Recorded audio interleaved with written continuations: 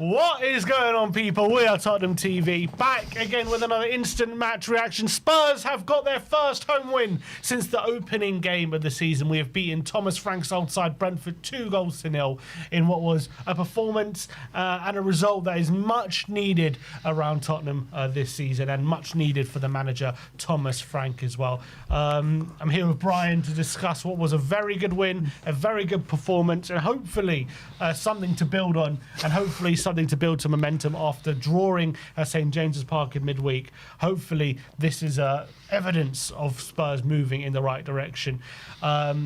Javi Simmons getting his first goal in a Tottenham shirt. Richarlison continuing his fine goal-scoring form. But we were on it today from minute one, weren't we, Brian? Yep. You could see the intent in the team from the very first minute. We were going after them. We were intense. We were aggressive. You know, tackling the goalkeeper, not even giving him a second to breathe. The pressing was so much better today than it has been in recent weeks. And I think Spurs were, they put on a performance at home for the crowd. I think there's been way too many lackluster performances this season for Tottenham Hotspur.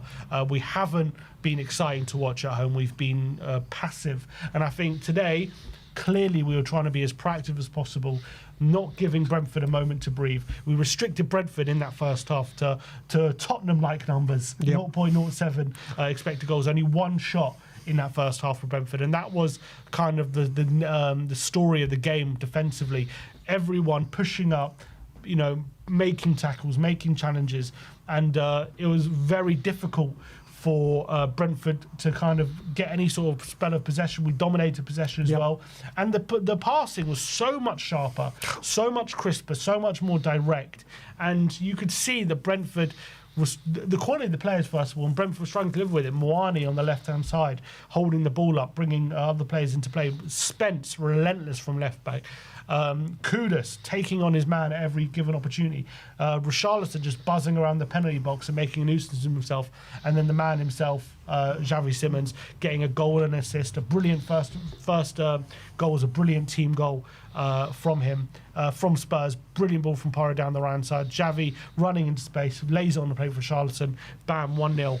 And Spurs just didn't let out pretty much for the whole game, did they? What were your thoughts? Mate, all I can say is, first of all, for the first time in a long time, we actually bullied the team. We're like, you are not doing this crap today. Today is when we are going to be the ones that set the tone and the pace of things. Finally and thankfully, you look at that team, people will talk about the Newcastle performance and previous performances where we have been very, very slow in the first half. And some of the performances first half performances have been really, really poor. Whatever has gone on since Newcastle or since the Arsenal defeat was it last week? 2 weeks ago, and Fulham last week, something definitely changed today. Spurs have said, right, today we are going front foot forward. We're going to be explosive. We're going to dominate. We are going to go forward. We are going to go central. As I came on the fan show against the Newcastle game, and I spoke about how I don't think that midfield three has been right. There's just been something not right there. Well, today, Bentancur, Javi and Archie Gray were outstanding. They did everything that needed to do. It allowed Porro to be more explosive and get him forward more, and he was back to himself. Jed Spence, who we've all said when he's on the left, he keeps checking in and slowing things down.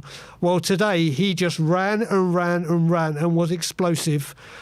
Spurs, the starting 11, Paulinho when he just everything was right today. This is what Thomas Frank can do. This is how we should be playing. And today he's got everything spot on. And with all the stuff coming in with the home form being shambolic, the style of play not being what we wanted to see, the selection not being correct, today every single thing clicked for Tottenham Hotspur and was what we should be doing. And fair play to every single player and Thomas Frank and his coaching staff, because this is what we can do. It was a brilliant performance. Yeah, and I think he changed it again today in terms of selection. We kept the kind of 4-2-3-1 we saw away at Newcastle. Didn't tinker too much with the formation. I think he found a really good balance finally in that midfield three, as you're talking about. Bentancur, Gray, and Javi in the 10 as well. I really like the Bentancur and Gray double pivot. Both of them always good technical ability, always looking to play passes forward, but had that bite, had that aggression as well to make sure they're not getting bullied in the middle and make sure that Spurs are just patrolling the area. Bentancur, I thought his reading of the game today, absolutely phenomenal. Great interceptions. I thought Archie Gray was kind of just adding that energy, buzzing around all over the place, putting in tackles. But the most important thing is when they did get the ball, they weren't scared to play forward, and also centrally finding Javi in those pockets. Kudus was playing a bit inverted at times, so finding him in those pockets, and it just led to the team looking so much more exciting, so much more direct, and we will create so many more chances today. I'm looking at the stats. Compare these numbers to what we've been serving up in recent weeks. In terms of expected goals, 2.15 today, 0.29 for Brentford. 4 big chances, 15 shots today, with how many on target? Doesn't say how many on target there were, but 15 shots a goal today. And given how porous we've been in front of goal for large parts of the season and how it's been difficult to watch, we've barely been able to create a chance in many, many games this season. It's just a breath of fresh air. Tottenham in full flight, attacking. The combination play between the players as well seems on another level today than it has been in previous games. The combination between Porro, Kudus, Javi, Gray as well. It's no surprise to me, again, Paulinho comes out of the team and we just look so much better on the ball. And we just look so much better going forward. That, I think, is something, maybe a lesson we've got to learn about our midfield. And maybe that's something that Frank is learning because he's left Paulinho out 3 of the last 4 games. And I thought, we have looked a bit better on the ball. So I think there's so many positives to take away from today. Spence really coming to terms with that role, I thought, on the left-hand side, where he's not just getting the ball and cutting inside and playing, being comfortable. He's using his pace. He's being relentless. They couldn't live with Spence. No. He was getting down the side every single time, and he was actually creating chances. His final ball, trusting his left foot a lot more today than he has, and he was actually creating chances from it. They weren't being wasted. Could have scored as well. And could have scored. And considering the news that Doggy could be injured, I think that's obviously fantastic. Pedro Porro's come under a lot of criticism recently. I thought he was phenomenal for large parts, and I think one of the most pleasing aspects as well, clean sheet. Vicario had very little to do. He had a couple of saves from Thiago, but other than that, we kept Brentford very quiet. And this is a team that this season, I know away from home they have struggled in general, but Utara, Shada and Thiago have caused a lot of teams a lot of problems this season. Yeah, I mean, you look at it, I want to go back to what you started about with Bentancur and Paulinho. Paulinho came on as well and did what he had to do, didn't he? Frank used that sub to bring him on to shut up shop and just be a nuisance, which is exactly what he's brilliant at. But I think as well, I've been highly critical of Bentancur in certain games, and I think a lot of fans have, because games like Newcastle, he's just so lethargic and whatever. But I think, like we've been saying, it's been that midfield trio to get the blend, the formula, the strategy right. And I think with Archie Gray and Simmons, that's the best midfield 3 we've had this season. I think they all complemented each other. I think Archie Gray... Players play better. Obviously, you got Javi and others, but I think Archie Gray had a massive game today. I think he really showed what he can do. He was brilliant going back and helping the team. He was progressive going forward. Bentancur was able to do what he does. And then Simmons has just shown that he can handle the Premier League. He can do it. And a lot of the times when we've been talking about with Thomas Frank has been that midfield 3, hasn't it? It's been so slow. It's been bereft of ideas going forward. Today, it was, I want to see a lot more of that threesome. I really, really do. And it's no surprise as well that as soon as you add separate threats from the left-hand side and from the central area, all of a sudden, not only does it make your team more unpredictable, but also Kudus all of a sudden became alive. All of a sudden, he's not got 2-3 players on him constantly, and he's able to take on his man more consistently without the fear of being doubled up all the time. And I think as well, Porro was helping out Kudus a lot more today. Yep. He was overlapping. He was getting forward. So I think that was vital to getting much more out of Mohamed Kudus, who I think we can all agree has not been on the best form in the last few games. But I think today was his best performance in a while. Yeah, I mean, obviously in the second half, that little bit of showboating and whatever. He tired, but do you know what? In the first, I mean, they had to make the substitution at half time, didn't they? Because he had just killed their left back. He had absolutely destroyed them. He wanted the ball. He was aggressive, always going forward. Also today, what I think helped him as well, or I was happy with, is he actually got back. Do you remember at the beginning with Brentford, Burnley and Man City, he actually did a lot of defensive work. He actually helped Porro out a lot today. He was up and down, as was Porro. And them two together can cause chaos. But I think, like people were saying in the chat during the game, with Simmons there, everything's not on Javi. So with Simmons there, everything's not on Kudus. So Kudus had a bit of freedom, and he thrived in it today, didn't he? Absolutely, and that was really pleasing. I think the front line were combining a lot better today than we have seen in previous weeks. I think the whole team was functioning just a lot better. The fullbacks were flying forward. The centre-backs were being dominant and being proactive instead of being passive. The midfielders were being a lot more progressive, passing between the lines, passing century. The wingers, especially Kudus, taking on their man a lot more. And obviously Richarlison was getting a lot more chances. He got another goal. And look, I've said it before about Rishi. He gets a lot of abuse or criticism, I should say, from his fan base. Everyone says he's dog shit all the time. Everyone piles on him. And I understand that he can be frustrating. But the guy has 8 goals this season, 6 in the Premier League. He's our top goal scorer. He's got 4 goals in his last 5 games. He's in form. He had a great start to the season as well. You give him supply, he score goals. He's showing that time after time this season. He's shown that even in his Spurs career, when you give him supply, he can be a good goal scorer. I'm not saying he's the best striker in the league, but this guy can score goals for us, and he's showing that this season. Whenever we've been good at going forward, he's been a beneficiary of it. Yeah, I have to say, as Spurs fans, we're very, very critical of our medical team when players are out for a long time. I think the biggest miracle is they've kept Richie fit all season. So for all the bad that we think happens, like with Solanke or whatever, how they've done that, and I do think, before we go on to Richie, I do think we spoke a lot about how Destiny and Odebear seem to have a very good understanding. Spence and Mawani down that left seem to, and I think, like we said, I think we thought I thought Richie might have been on the left to start this game, and Mawani in the centre, but obviously it was the other way round, and Mawani was causing problems all day down that left-hand side, and Richie has been the benefactor of it, hasn't he? Playing him up there, and as I said, when we play football like we do today, it suits so many of our players better, and you saw that in the performance today. But Richie, like you said, like him or not, he is amongst the goals, and fair play to him. I've never seen a striker get 4 goals in the last 5 games and get as much criticism as Richie constantly does, even when he is scoring. I get it. People want him gone. Fine, he's upgradable, but we don't need to keep piling in on him for unnecessarily when he's doing well for us. Like he's scoring goals. So, in terms of how Frank managed the game, I would say for like Paulinho comes on. I like that sub because I think he just started to break up playing when Brentford threatened to kind of get back in the game. Paulinho just came on with just, putting in tackle after tackle. I thought it was a really good cameo from him. But I'm looking at the stats. First half, very dominant in possession. We had 63% possession that first half, and we were really dominating, and we really put our foot on their necks. Second half, we didn't score. And we did actually look at the second half stats. We gave them a bit more possession, 54%. I think you could clearly see, watching the second half, we were playing a lot more on the counter attack, looking to exploit the space.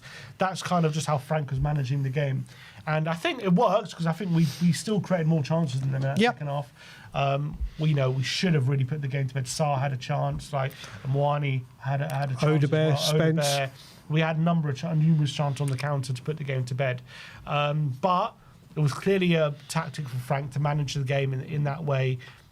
Go high press in the first half, go after them. Second half, after we have the lead, just sit off them a bit, allow them the ball, and then just spring on them in the counter. And I think he managed the game really well.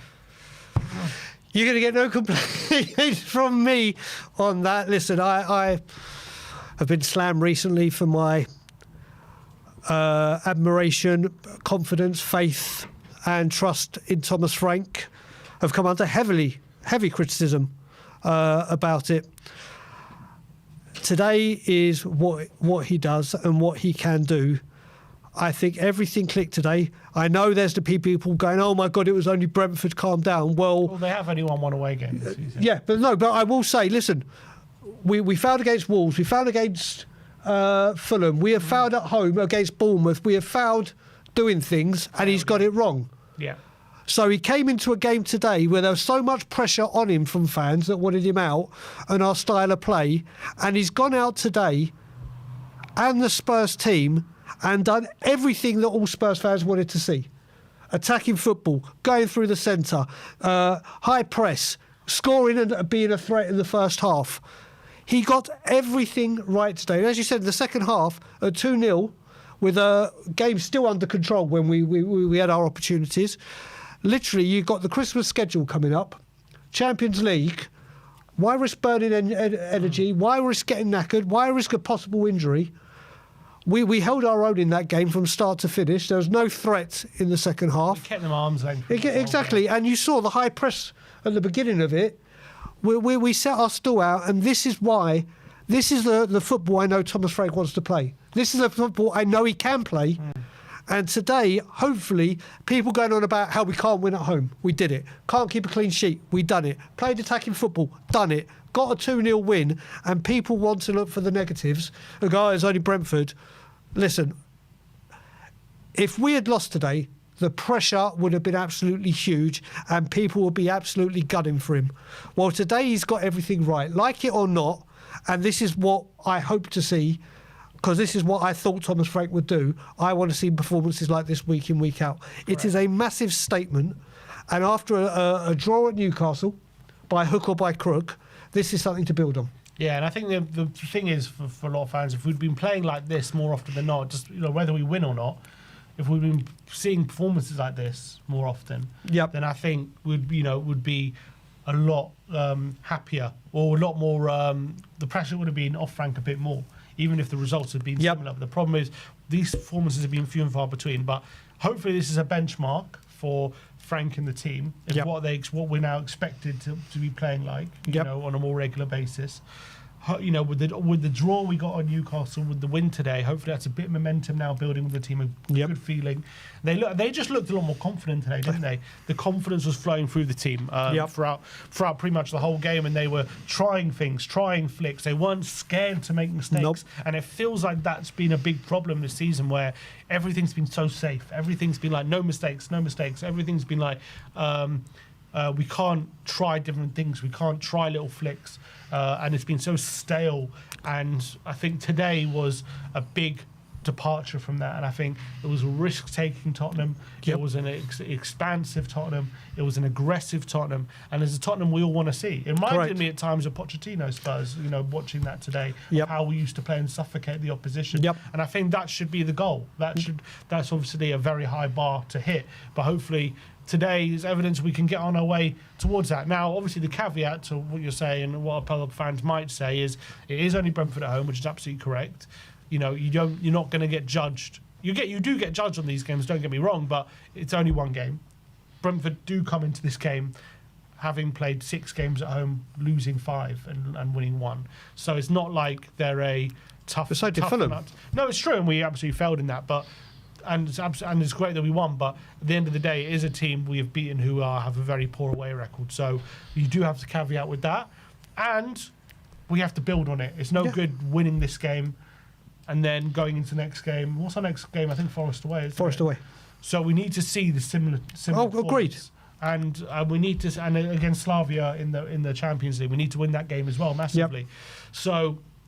No good playing like this one game and then reverting to anything like we've seen before. This has to be the way forward. Even, I want to see less tinkering with things, with the formations and stuff.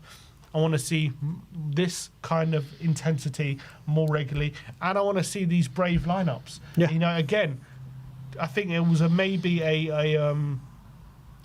maybe a change of his mind against PSG when he's like, you know what, I'm putting Bergwijn and Gray in and they're going to start playing. Yep. Since then, Bergwijn and Gray have started, one of them has started every game, right? So I want to see him persist with that, because I think we look a lot better with one of those two at least in the team, a lot more energy, and it just brings a bit of exuberance, youthful exuberance into the team. And finally as well, Javi. Play Javi more often in the 10. You saw what you can do today. His solo goal was absolutely fantastic.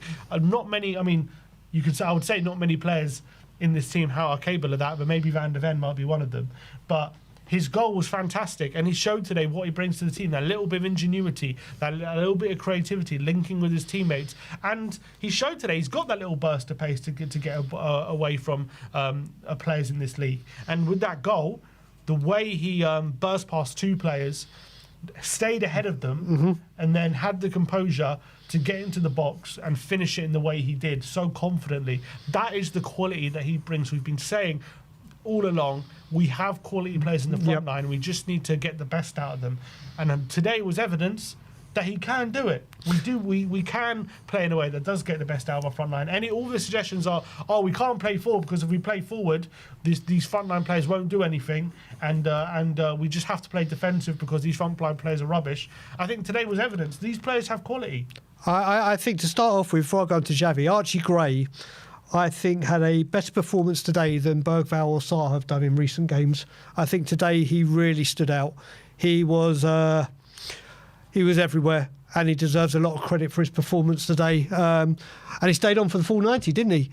He did very well. But Javi Simmons, obviously there's been a lot of anger as why he hasn't started certain games or many games recently. And I agree with that. Because we have certainly been lacking that creativity, that edge where it's not just Kudus and someone can go there and help him. And today he came in, and from minute one, he looked on it. I mean, he took on Porro's ball brilliantly, just looked up, saw Richie there, straight across. And like I said, for the goal, just beforehand, we've been having a discussion about his work rate. And since he's been in, one thing I was been very impressed with is his defensive work. And he willing to put a foot in the tackle. And he literally lost the ball around the halfway line from bad first touch, won it back with a great sliding challenge, and then just had the confidence to run and put the ball away. He needed a goal and assist. He definitely brought something to the football team that we've been lacking. He has to play. He has to play. I think today he has shown how vital he can be for Spurs and how creative he can be and what a difference it makes to have someone like him, because it's great for Porro as well, isn't it? Just not have to look for Kudus. And other options. Other options. Like I said, and he got us a goal. You know, he did. You know, that ball to Javi. Yeah, and we'll talk about, obviously, that goal and assist from Javi. He will get man of the match. But today, I think, as a team performance and a team selection, that starting 11 was fantastic for us today. Fantastic. Is this for you? Welcome to Tottenham finally, Javi Simmons. I believe, let's hope so. I mean, we thought that against Copenhagen, didn't we?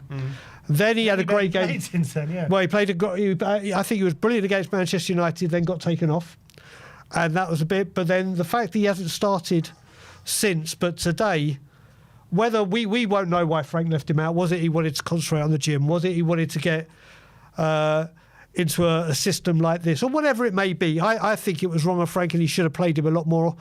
But today he comes on, and that is what we bought him for. It was a fantastic performance. Yeah, and hopefully this is a start of things to come for Javi Simmons. And it's no surprise to me you get good forward players in the front line in their positions. Well, I guess Wani, you could argue playing a bit out of position, but you get the good quality forward players together, and look how they clicked, and look how they started to combine, and it was absolutely brilliant.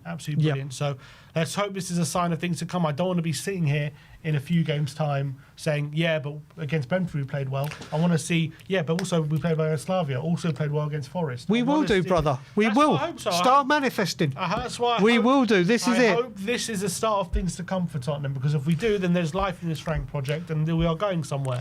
And that's what that's what every Tottenham fan wants. You know, we've been turgid for a lot of the season in performance-wise, but this was a much better step in the right direction, and something that hopefully the Frank can take to the players and say, look, this is how we want to perform. This is a benchmark. This is a bare minimum for how we want to perform on a weekly basis. And yes, there'll be games where we get caught out, or there'll be games where we're not our best, but this is what we got to aspire to.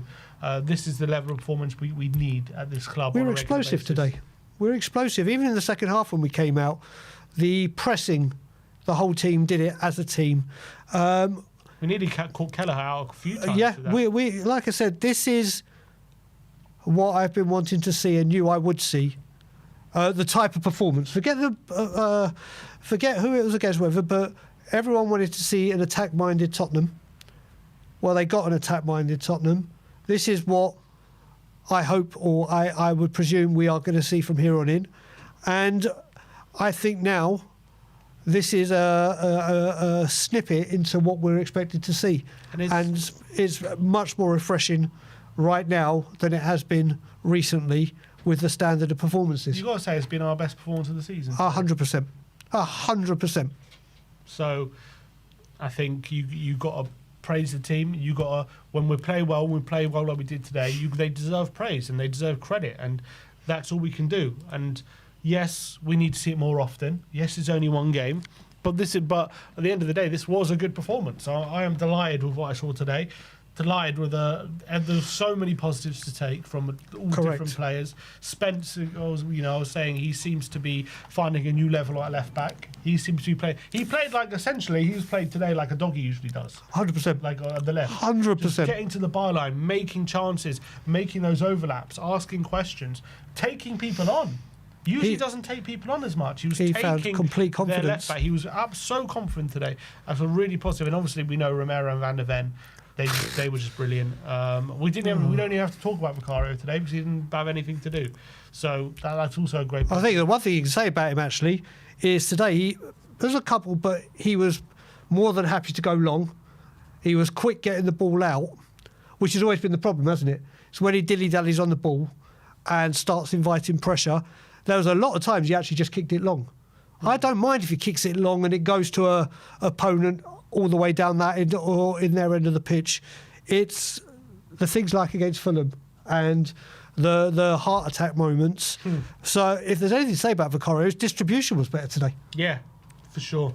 So look, so many positives to take. Yes. That is our instant match reaction. Tottenham's best performance of the season. But now is your chance to have your say. The link is in the chat at the moment if you want to come on and talk about anything you want to talk about that happened today, or just anything Spurs related, and have your say on today's game. So let's get going. It's now the fans' chance to have their say. And first up is Nate the Great, CDO Spurs. My man, my Canadian brother. Nate, what's going on, guys? Good to see you, my friend. brother. Good to see you with a smile on your face. Everyone happy today? What was your assessment?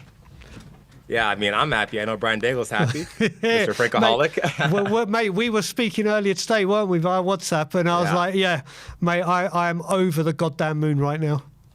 Yeah. No, I mean, honestly, fantastic game. Fantastic game.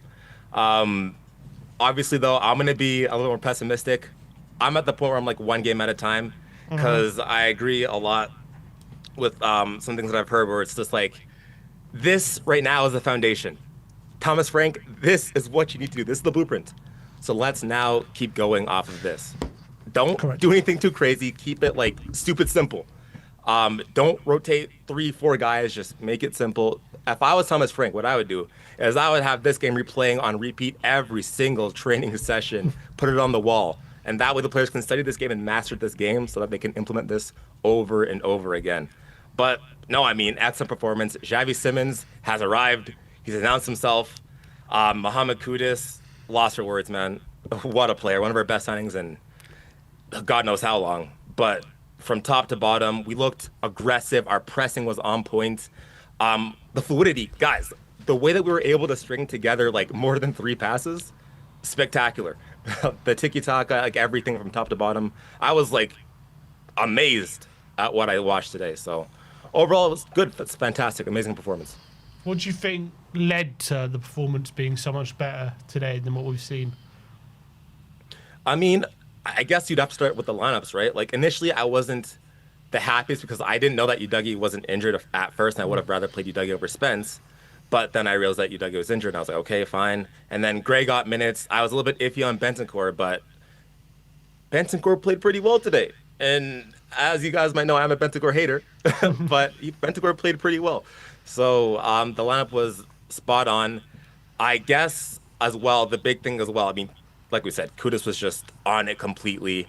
And one thing that I really did notice a lot of too is that the players were a lot closer together and they actually were able to string more passes out. They weren't dispersed across the pitch. They weren't all over the place. They were actually able to stay closer to string together a bunch of passes, which allowed us to play through. And then how direct we were was insane. Like there was urgency in our attack off the rip. So we were just urgent. We wanted the game, and the way that we were able to string together passes was just spectacular to see. Yeah, it was. That was really great. Javi being back in the team, goal and assist today. First goal in a Tottenham shirt as well. What did you make out of his performance today? I mean, yeah, his best game in a Spurs shirt by far. And I hope this can be used for him to springboard on and push on as well.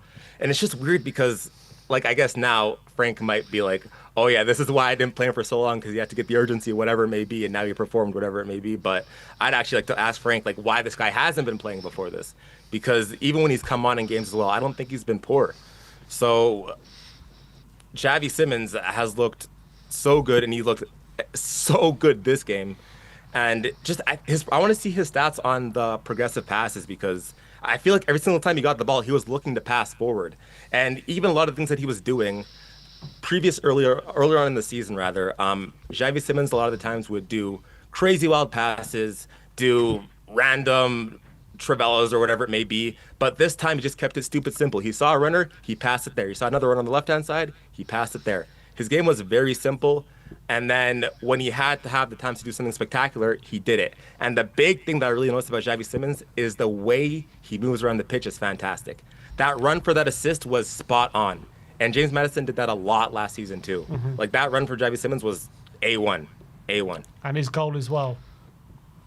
And his goal. Listen, I knew the moment when I looked up and I saw that Javi Simmons saw that he had a bunch of space, I knew this guy was going to score, man. It was just always a matter of time. Because one thing I love about Javi Simmons as well is he's super direct. Like, he's super direct. Like, if he sees an opportunity to go, he'll go, which I love. He's very fearless when it comes to stuff like that. So, what a player, man. Now, let me ask you, I mean, I want to talk about something very quickly. And we're all talking about Javi and what Bentancur did.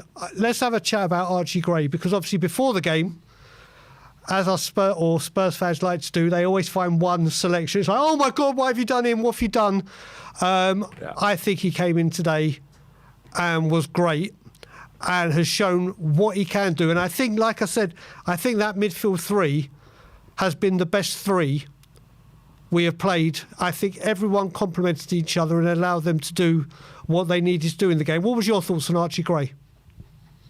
Yeah, I mean, I think Gray was good. There was a couple times where, like, I think his focus dropped a bit, made like the odd foul here or there, or misplaced a pass. But I think overall, he was solid.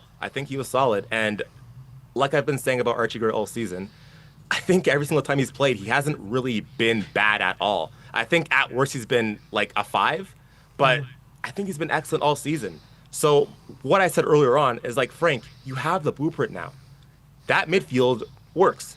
Let's go again. I would have loved to see Bergville in there because I think it's a bit harsh on him, but still, that midfield works. Let's go again. I think Archie Gray was very steady, cool. Like, I feel like he plays beyond his age a little bit.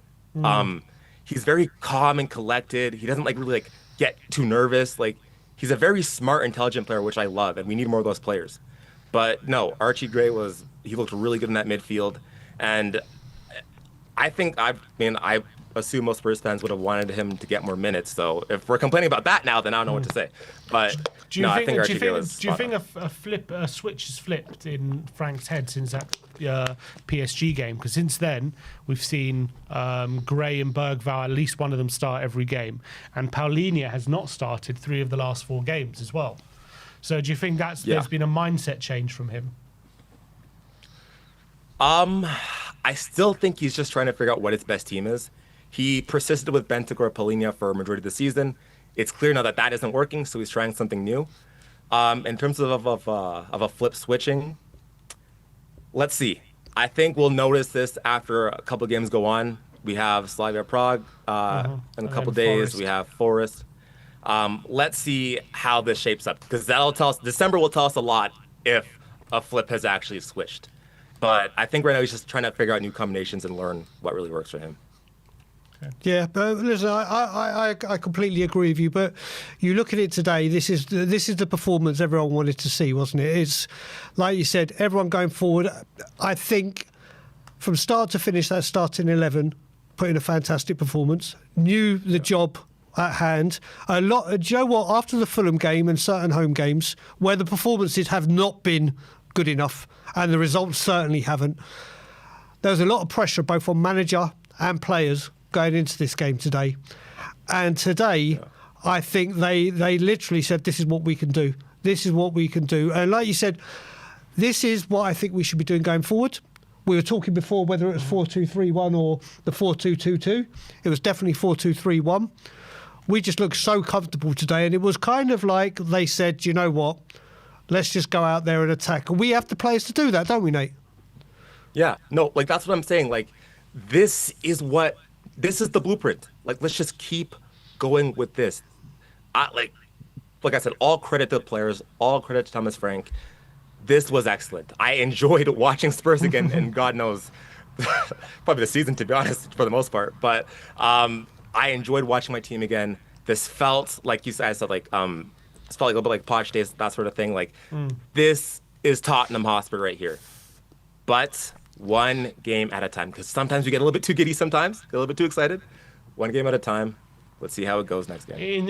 I was looking at the stats in the first half. We really dominated possession and had like 63% possession that first half. And obviously we took a 2-goal lead. In fact, Brentford only had one shot in that first half. But the second half, it kind of flipped a bit. They had about 55% possession, and I think 57% possession, and we kind of played a bit more on the counter.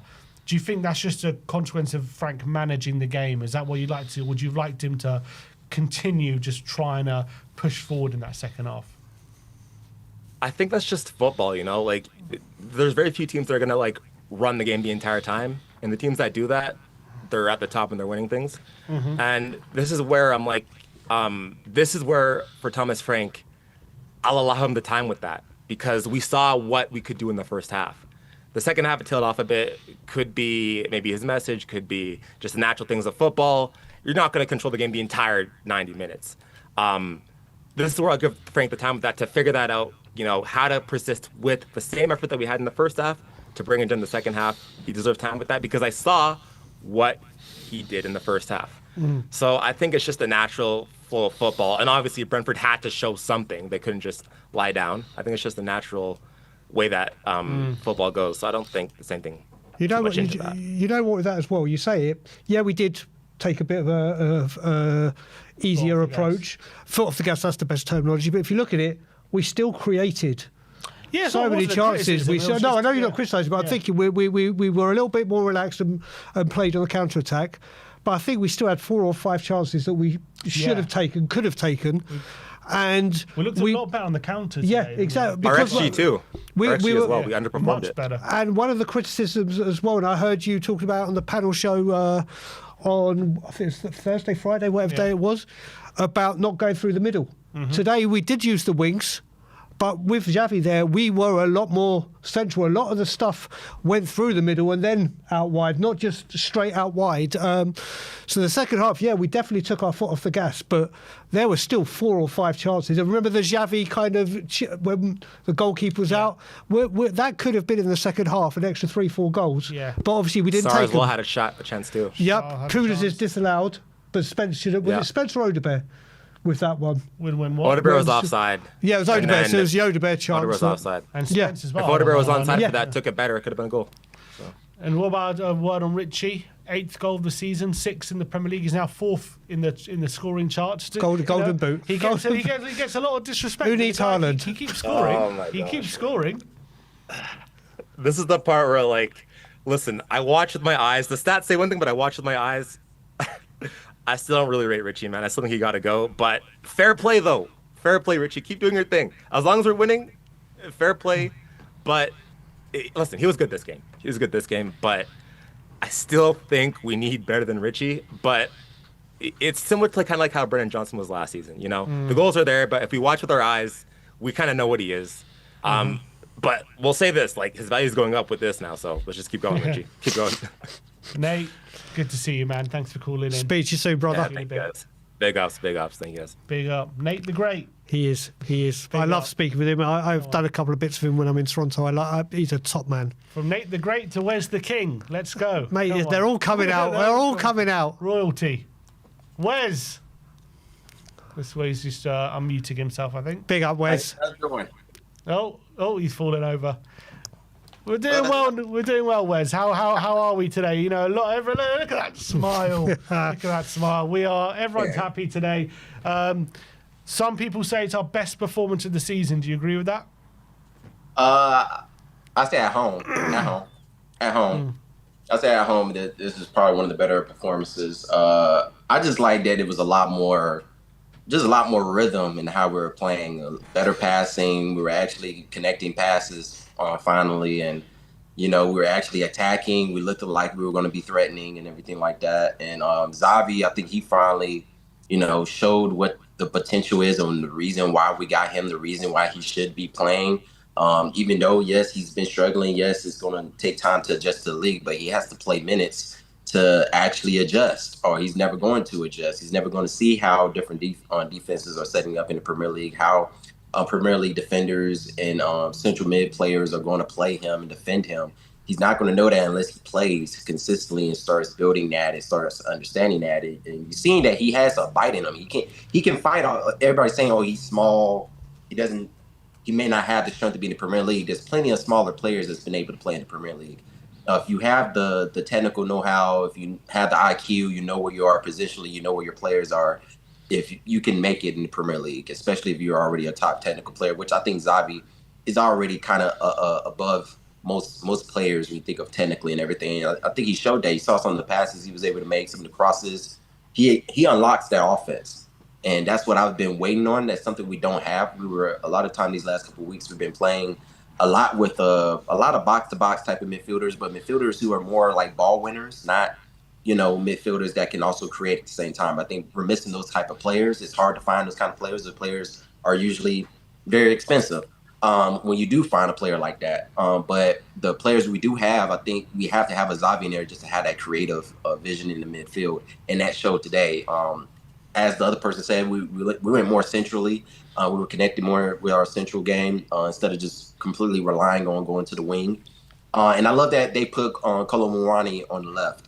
I think he's gonna keep growing in that. He didn't have the craziest time on this game, but I think he was showing that the movement and everything, that he has the technical know-how to play that left wing. And I think defenders they'll be a little bit more wary of him being at the left than some of our other left wingers. And that's no offense to Odegaard. I think those players can go do a job here and there, but I just think they're not seen as those dangerous players like a Muani. Everybody knows who Muani is. That he has a reputation to score goals. So I think that also lets defenses be a little bit like, okay, we're going to still keep a person over there. And that unlocks, so you saw that open up the whole field. We were able to have more options in passing everything because we had a dangerous player right there in the left. And, of course, we kept Richie up top. I know a lot of people are still up and down on Richie, but he's putting in the goals these last couple of weeks. You can't really blame it. And he has a knack of doing that for a good amount of time. You just hope that it stays consistently throughout the season. But he has patches for some weeks where he'll score a goal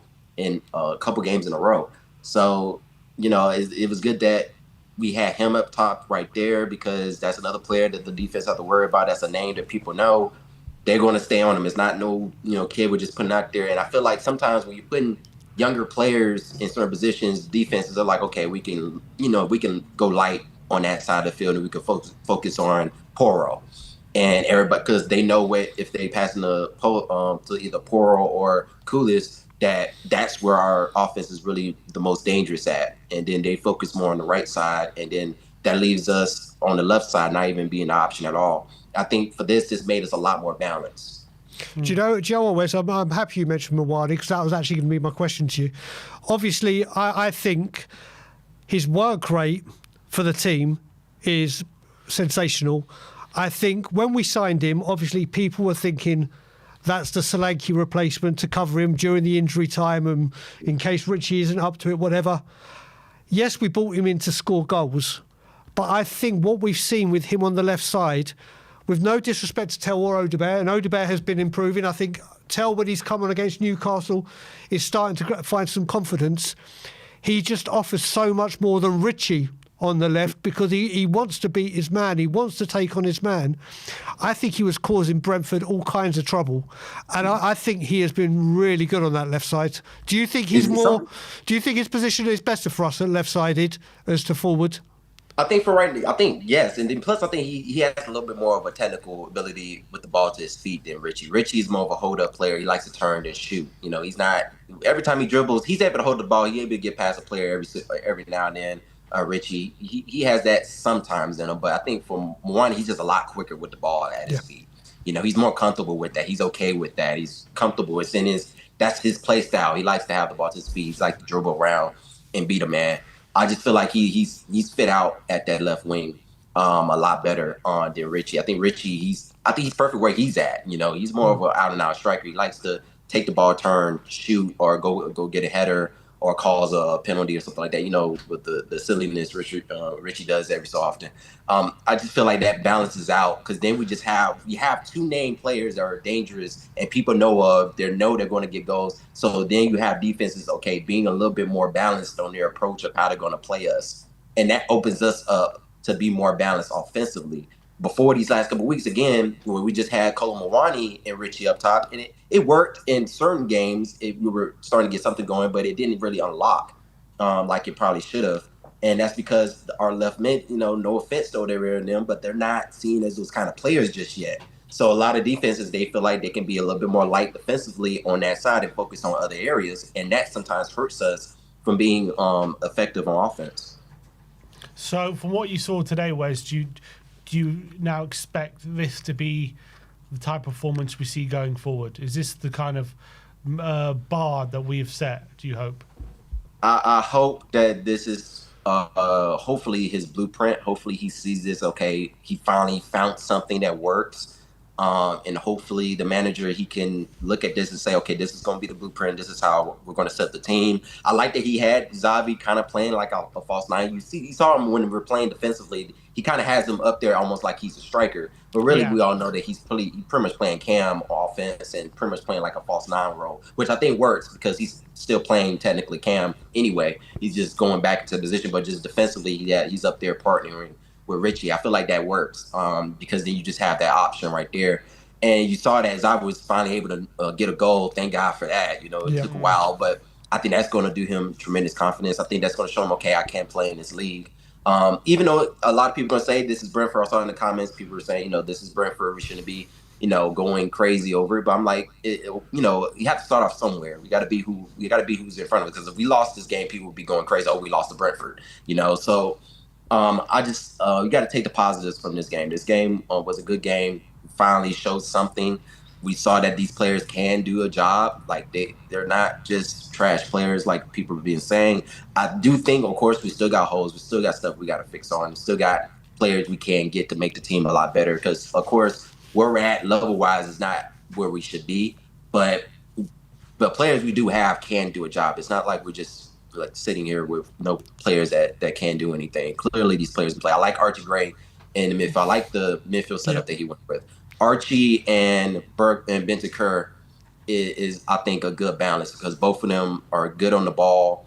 Bentancur, he's not as been effective going forward as he has been, but today he did a better job doing that. And I think because he had a partnership with Archie Gray. Archie Gray, his awareness on midfield is very, very good. He was able to notice and intercept balls and everything like that. Bentancur was doing the same. He was getting back to that whole way, I think, because of his partner doing the same thing. And that's not saying Paulina can't do it either, but we know he's more of a ball winning, just out and out type of defensive mid.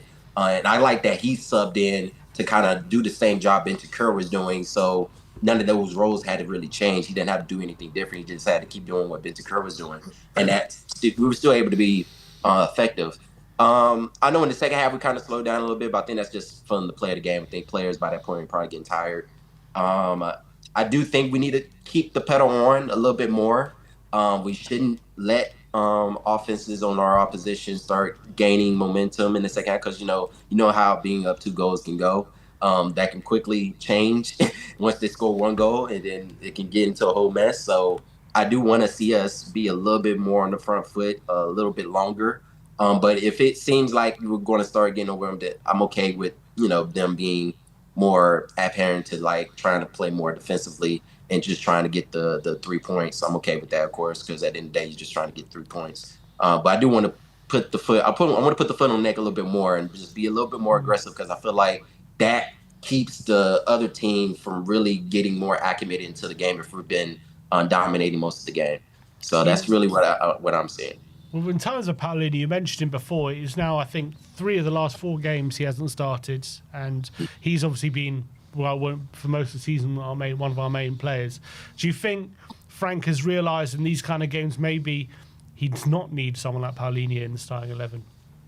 Well, not all the time, because remember, we're playing a lot of games. We're playing a lot of games. He has to make rotations. I think he said that a couple times in the press conferences recently that, he just can't keep playing the same players, especially older players too, the more senior players, because sooner or later somebody's going to get hurt.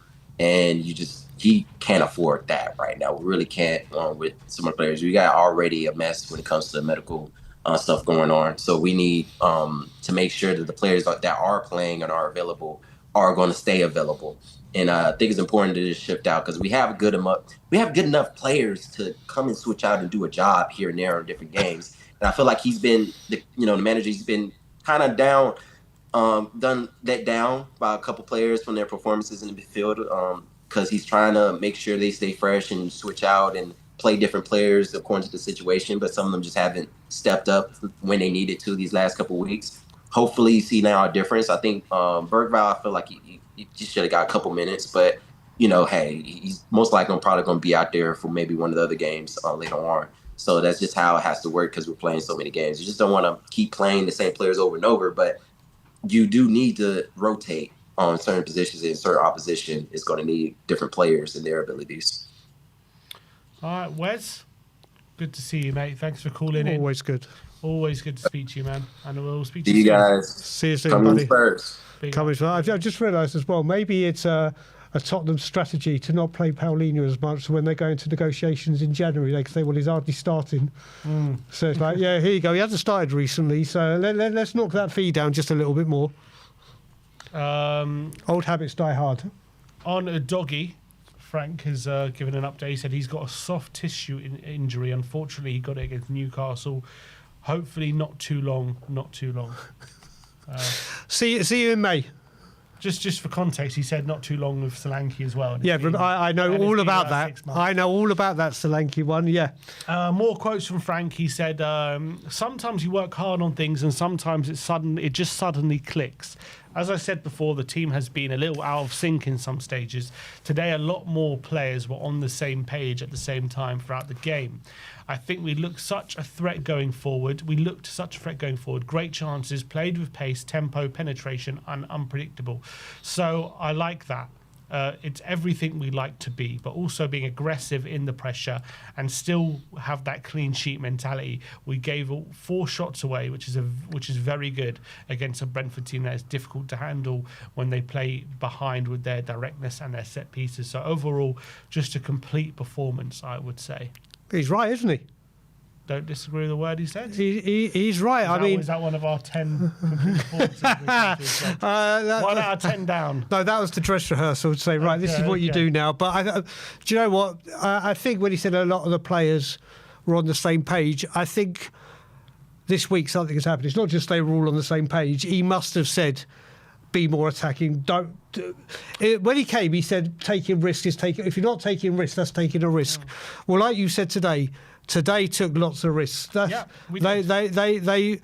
was a lot more about what he said in his press conference or his opening comments when he joined us. I think there's a lot more behind it than players were on the same page. I think they played with an aggression and came out from the start and were instructed to. But fair play to the lads for doing that. They were fantastic today. He also said a few things we'd worked very hard on the structure. Let's say Javi and Mo and 2 sitters and pushing Jed higher up. all of that helped today. Massively. And I thought we had a very good training session yesterday, and the structure looked good. So clearly, we've praised Jed today, and highly. He's saying there was definitely a plan to push Jed higher up. So that's something that definitely worked. Not there was a word. It was a major asset in the game today. Yeah. From start to finish, not just defensively, where we know he's so strong. He's got such power and pace, and is so quick going forward. But there's so many times he's got to the halfway line or about 35 yards out, and he's just checked and gone backwards. And then we've gone back. He was a vital cog in the wheel today, and today that's the Jed we want to see, isn't it, on that left-hand side, going forward, trusting his left foot. And he had obviously got told today, you bomb forward. He was magnificent today. He was. Magnificent. So the plan definitely worked. He also had, speaking about the fans, he said the Spurs fans are great fans. Sometimes there's ups, sometimes there's downs in football and in life. But I like how the team responded. I like how the whole stadium and the fans responded. He said maybe it was me, but I noticed when Vicario's name was announced before kickoff, I think there was an extra roar, and I love that. That makes me warm inside, because that's where you support your player, because no one should be talking bad about our players. The fans should feel like that. No one. They should protect them, and I think today there was a fantastic energy between both the team and the fans. Yeah. So he said there was a new energy in the stadium. At long last, but you know what? I came out, I haven't come out because I obviously had a little while out for personal reasons. I didn't like what Frank said about the fans at home. You can't say. I kind of get the message he was trying to portray, but you can't, especially after 3 wins in a calendar year and paying the prices we do and wanting to see the foot. I thought that might have really destabilised the ship. Then again, after Newcastle, when he said the away fans, that's real. Today he's come out and righted that wrong, because I don't like it when managers go for the fans. They shouldn't do that. And he's acknowledged that. And hopefully, like he said, that new energy, when the team are playing like that, they will rally behind. And that's what we want to. That's all what we want to see, isn't it? Absolutely. Let's see what Stephen's got to say. Always a pleasure to see Steve. Performance. Always a pleasure. Hey mate, hey Steve, how are you doing today? It's a good Happy performance. Saturday, guys. Happy Saturday. Happy Saturday. If Carl's Spurs voted Saturdays, win, put in a good performance, and the Filth lose. the title race blown wide open. Yeah, talking about Spurs though, Yeah. today, what did you feel about today's performance? Was it a big difference today? Did you see? Was it some calling it our best performance of the season?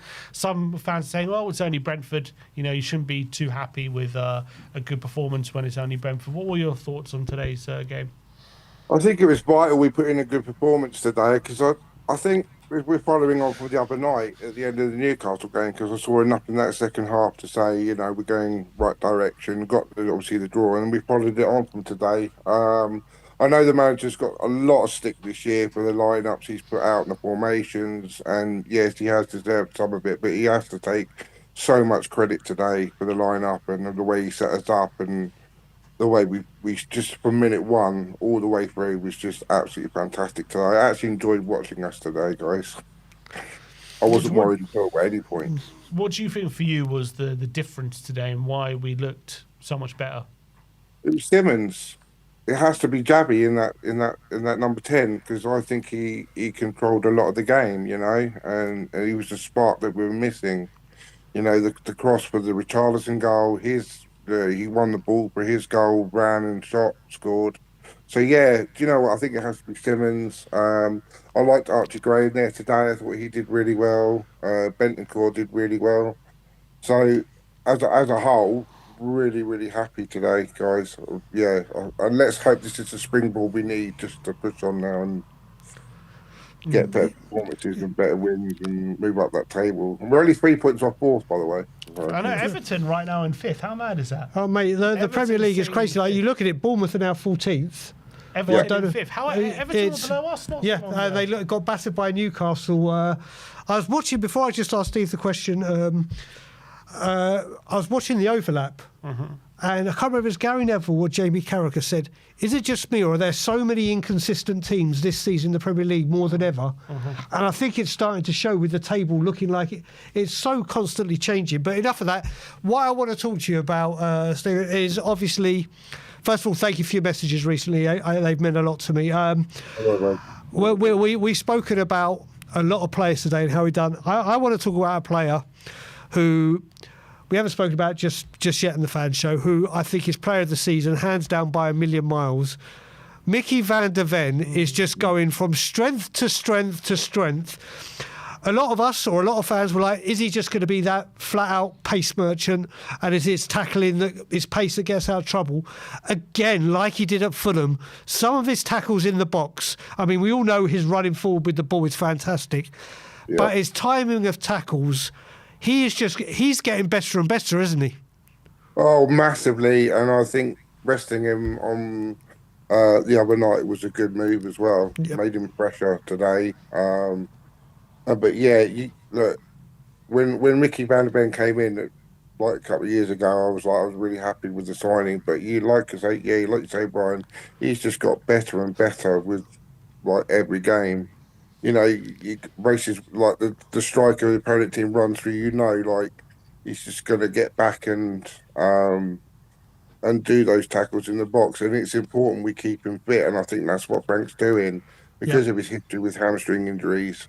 And things like that. That's why Frank rested him the other night, so he was fresh today. So, Mickey van der Ven, great. He's vice captain, isn't he? Vice captain, yeah. I think Romero gave him the armband.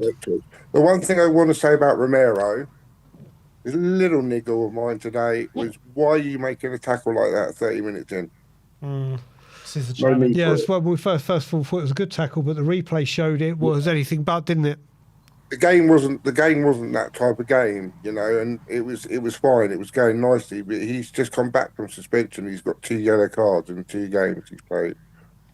You don't need to be making silly tackles like that. I don't get why he does it. I get he's passionate. I understand that, but nah. No, he got a bit lucky with that one, didn't he? Extremely. Who was your man of the match today? Simmons, just for his goal and his assist, I think. Archie Gray close second. Van der Ven third. Yeah, but no, you have to give it to Simmons, don't you? Because I think he best game in the Tottenham shirt today. Yeah, and talking about that, it's great to see him in the number 10 in his natural position and play as well as he did. What were your thoughts before that? What have you been your thoughts of Simmons so far this season? And is today maybe the start of his Spurs career? Hopefully. I mean, we have seen glimpses. All right, I know it was Copenhagen, but we saw glimpses in that game. I was there that night. I thought he put in a great performance that night. Man United, I thought he was playing really, really well, but he hasn't been getting a run in the team. Don't ask me why he hasn't been getting a run in the team, but hopefully going forward now we see him playing a lot more minutes and stuff. I just thought he was absolutely fantastic today. His passes were on point. And like I say, that cross by Richarlison to finish was absolutely fantastic. And then obviously the run for his goal as well. I mean, that's not a player that's lacking confidence. Yeah, it's true. Yeah, and a lot of people accuse him of lacking speed or lacking physicality to play in the Premier League. Did that goal disprove that? Yes, definitely. And I know people say, oh, it's only Brentford, but, you can only beat what's in front of you and like players like Javi, I think that's the sort of game that he needed just to give himself a bit more confidence. And hopefully, like I say, we'll see more from him in the upcoming games and stuff. So, but yeah, do you know what? In fact, the whole team today, even Bakari, I know he didn't have a lot to do, but he looked confident coming for crosses and things like that. Just the entire team I thought was absolutely fantastic today. And let's just pray and hope that this is the springboard that we need to push on the next few games, because obviously we've got Champions League, then we've got Forest away, which isn't going to be easy, and then we've got Liverpool at home. So, but yeah, no, do you know what, guys? Really happy today. Really, really happy. So Same here. good weekend for once. Nice one, Stephen. Appreciate you calling, mate. See you soon, All buddy. right. Thanks to speak to you. Guys, take care and come on, you Spurs. Cardi Spurs. Come on, you Spurs. A lot of happy Spurs fans today. Let's see if Hardy is another one. Let's bring him on. Pick out Hardy. Hey guys, hey calling in, mate. Daigle. I don't know if you remember me from the Javi stream. I was with you from 95% of that stream. Yes, mate. What, you mean the one where I missed the here we go because I went to make a coffee for staying up for 7 hours? So frustrating. That was a great stream, brother.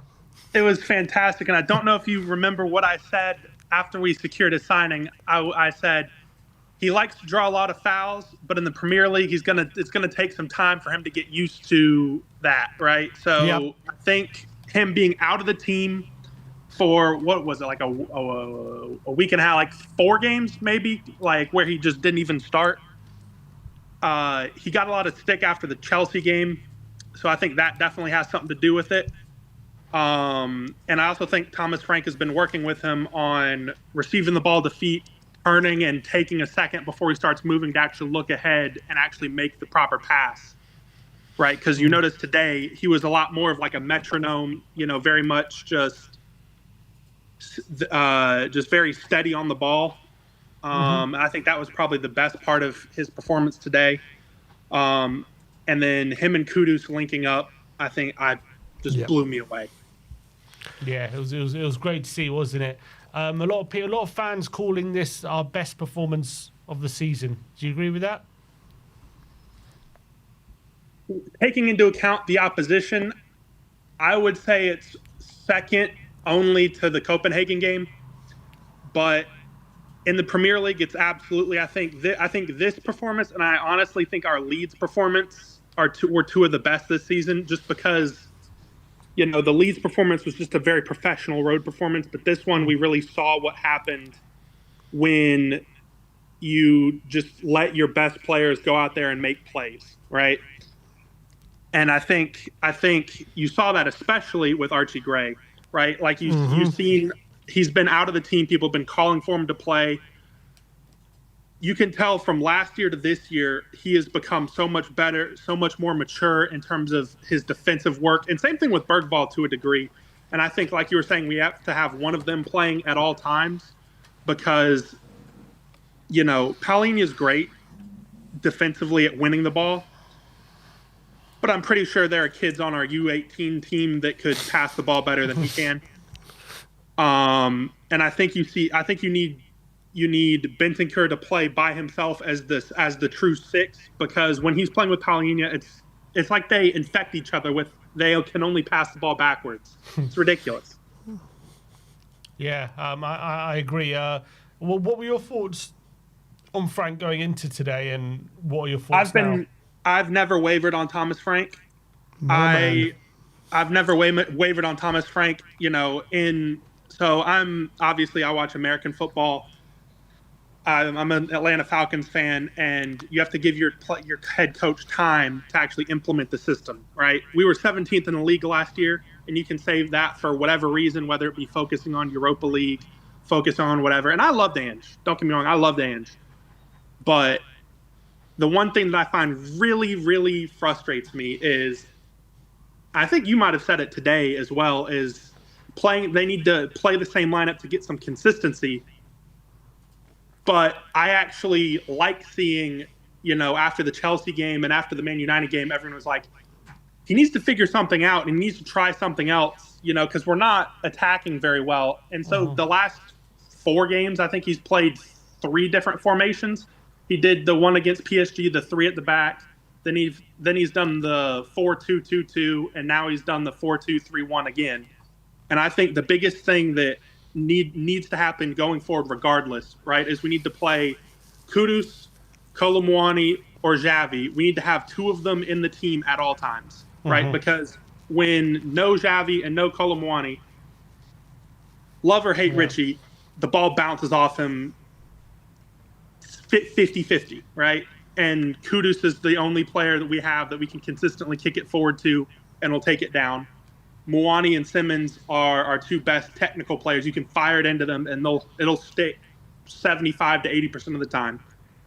And I think that was our biggest positive that I will take out of today is I hope that Frank has understood and can understand that, yes, he's been focusing on the defense, but if you can get two of those three guys on the field at the same time, it'll increase our attacking output exponentially. You know what, Hardy? I've spoken a lot about it, and we spoke about it here. I think a lot of it, and today's performance, was the midfield balance and getting that three right. And I think if we sat down as Spurs fans at the start of the season and said, you know what, the best three we're going to go forward that will complement everything and put in a performance like that, for people, I don't think anyone would have said Bentancur, Gray and Javi. But without a doubt, that midfield three just had a bit of everything. They all had something they could do. And I think Archie Gray, and I was going to mention it on the call before, one thing I will give Ange a lot of praise for is obviously he had to play him in defence last season because of all the injuries.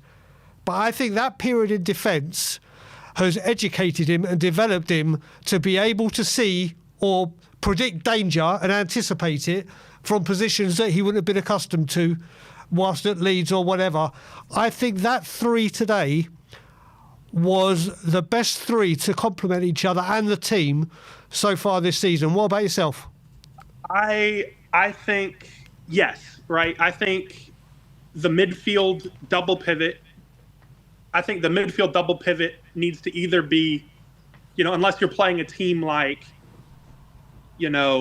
City or, a team that's like even the Arsenal game, I still would have loved to have seen a three that includes Sarr in the 10 position, right? Because when we play a high pressing attacking team like PSG, Arsenal, City, Sarr really does well in that 10 position when you can just tell him, hey, go get the ball, right? Mm-hmm. Like we saw against City at the Etihad earlier this season. But I think as a double pivot, I think it needs to either be Bentancur and Gray, Sarr, Gray, Sarr, Bentancur, Sarr, Bergvall, and then just bring Palhinha in against the top teams, right? Because I love Sarr. I love Sarr, and I love the two young kids, right? I love Gray and I love Bergvall. I've actually heard a lot of news, obviously, about Kobbie Mainoo not getting time at United. And Dago, I really want to get your opinion on this. Everyone says, go for Baleba. I would love to see us go get Kobbie Mainoo and imagine playing him and Gray and him and Bergvall together with that range of passing, but still being defensively solid with Archie and Mainoo at the, in the double pivot. Well, Kobbie Mainoo, you know what? I actually think he's a very good player. We saw in the Euros what he was doing for England and the build-up. Mm-hmm. What I would say, I think with Kobbie Mainoo, he is a person, if Spurs were going to go for it, well, I'd like to see it with a loan, with an option or obligation, because obviously Kobbie Mainoo has now got the incentive to try and force his way into the England World Cup squad. Spurs will get the best side of him and see if he's worth taking. I think there is a player in Kobbie Mainoo. Will he fit Spurs?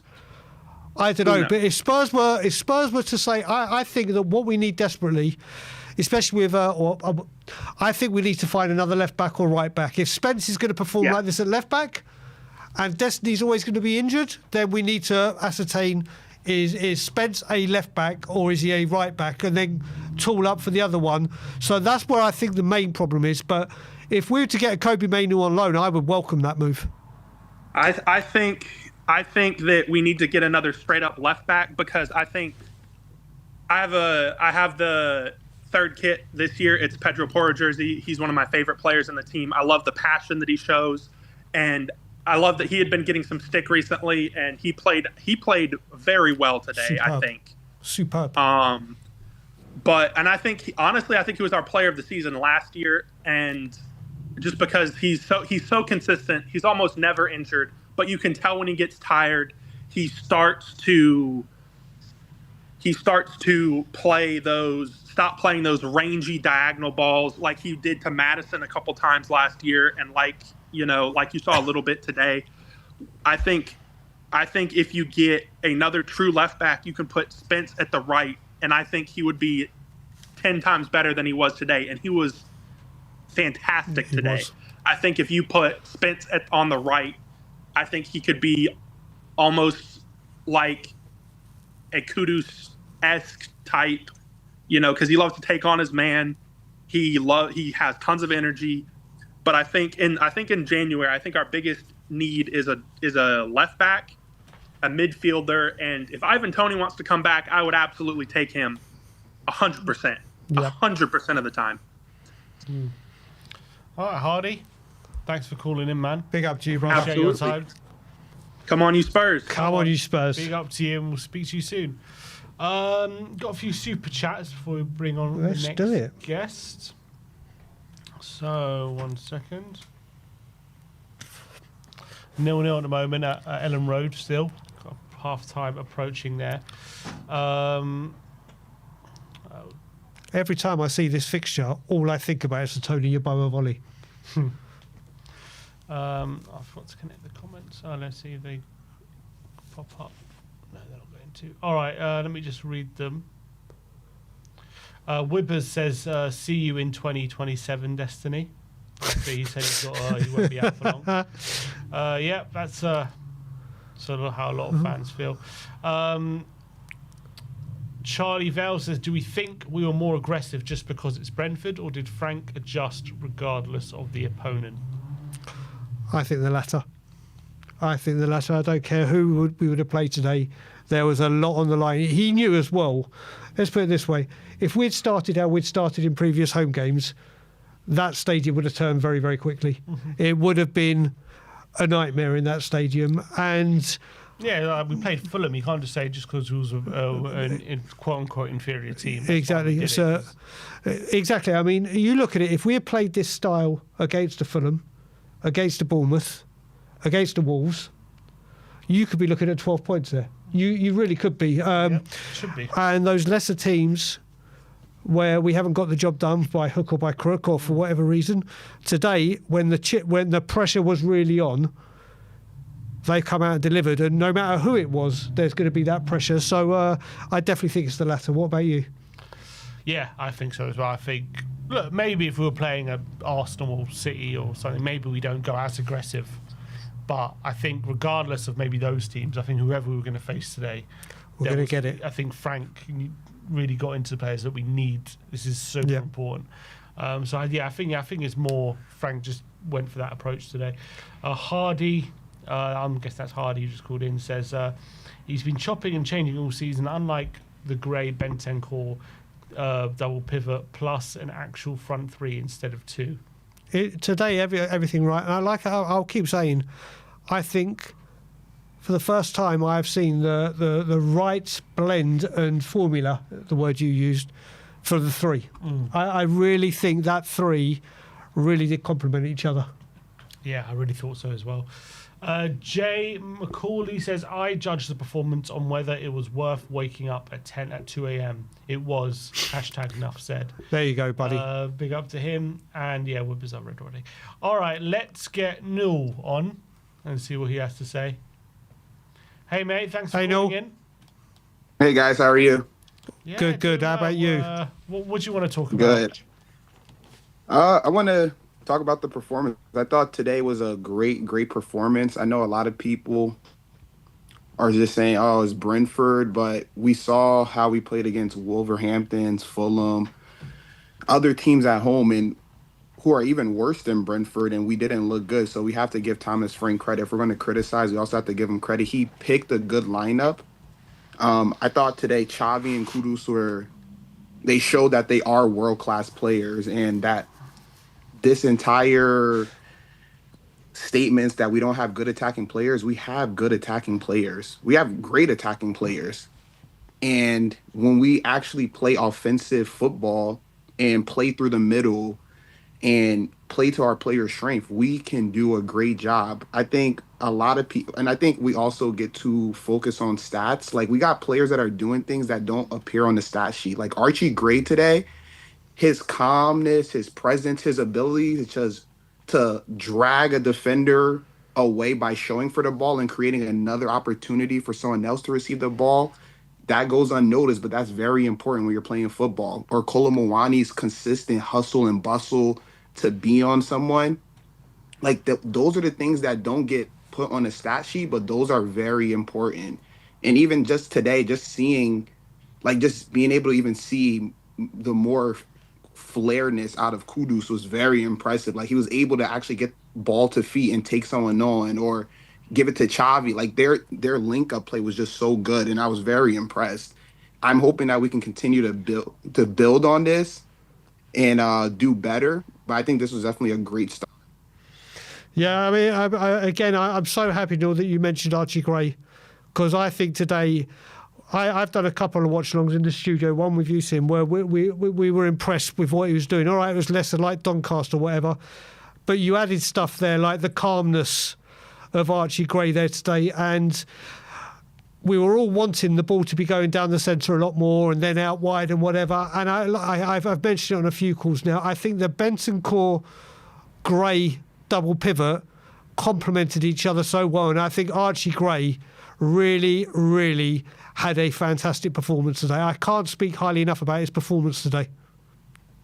Yeah, I agree. That great. Like I think Nate said it earlier. Like he took the words out of my mouth. Like it was like even though he's 19, he looked like he was maybe 26. Like he was very calm. He was calming things down. Like he doesn't. You don't always have to get an assist to have a great day. Like he played his role. He came into great tackles. He dribbled out of tight places. He was actually trying to move and dribble the ball forward through the middle. And that is what a midfielder is. Like when you watch, and this is not me to hate on Paulinho because he did good when he came on as a sub, but that's what a midfielder do. You come to the ball, you create spaces, you're supposed to be a risk taker, and that's what I saw him do. Yeah, and what do you think the main differences were for Frank today in how he set up the team, which led to what a lot of people are calling our best performance of the season? So I think the difference was one, playing Xavi at the 10, and also having another ball progressing midfielder and allowing Kudus to also be inverted more with Xavi. They link up very well with each other. I think that makes a big difference. And also putting Kolomowani on the left, I personally think he's a little better as a winger in the instance that he likes to dribble. He likes to take on his people. So that combination of those three with Xavi, Kolomowani, and Kudus, and also having Archie Gray to be next to Bentancur, because even Bentancur was making some passes through the middle. Not all of it was the cleanest, but he was actually being more progressive. So I think having teammates that actually trust each other to play a forward-looking pass is very good. Definitely. Who would you say was your man of the match? Man of the match got to be Xavi for the goal and assist. Actually, before the game started, I wrote in the reaction chat, one goal, 1 assist for Xavi, and I think second behind him was Kudus. I think he's just a player. Like even if he doesn't score, you still see his impact. Those two to me were the best players on the pitch, and I think Frank should build off of this and keep allowing them to keep playing.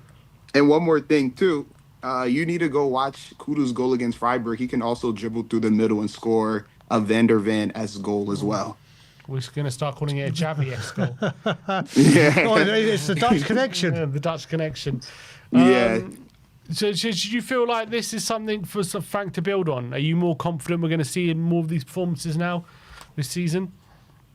Yes, I'm actually confident. I think this might be the catalyst. Like, I know the Newcastle game wasn't all that, but like we're building now. We look a little better. Newcastle was tough.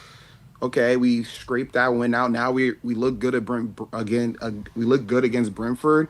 Let's continue to build off of this. I was never like Thomas Frank out, but I was more like, hey, if he's going to continue to be like this, maybe at the end of the season we can look different. But if he can keep doing this, I do think we can finish, top 7 in the league. I'm not getting ahead of myself, but I think if we can keep building off of this, because I'm confident in the players. I wasn't confident in the tactics. Now that he showed me something to be confident in his tactics, if we can keep this, I'm confident we'll do well.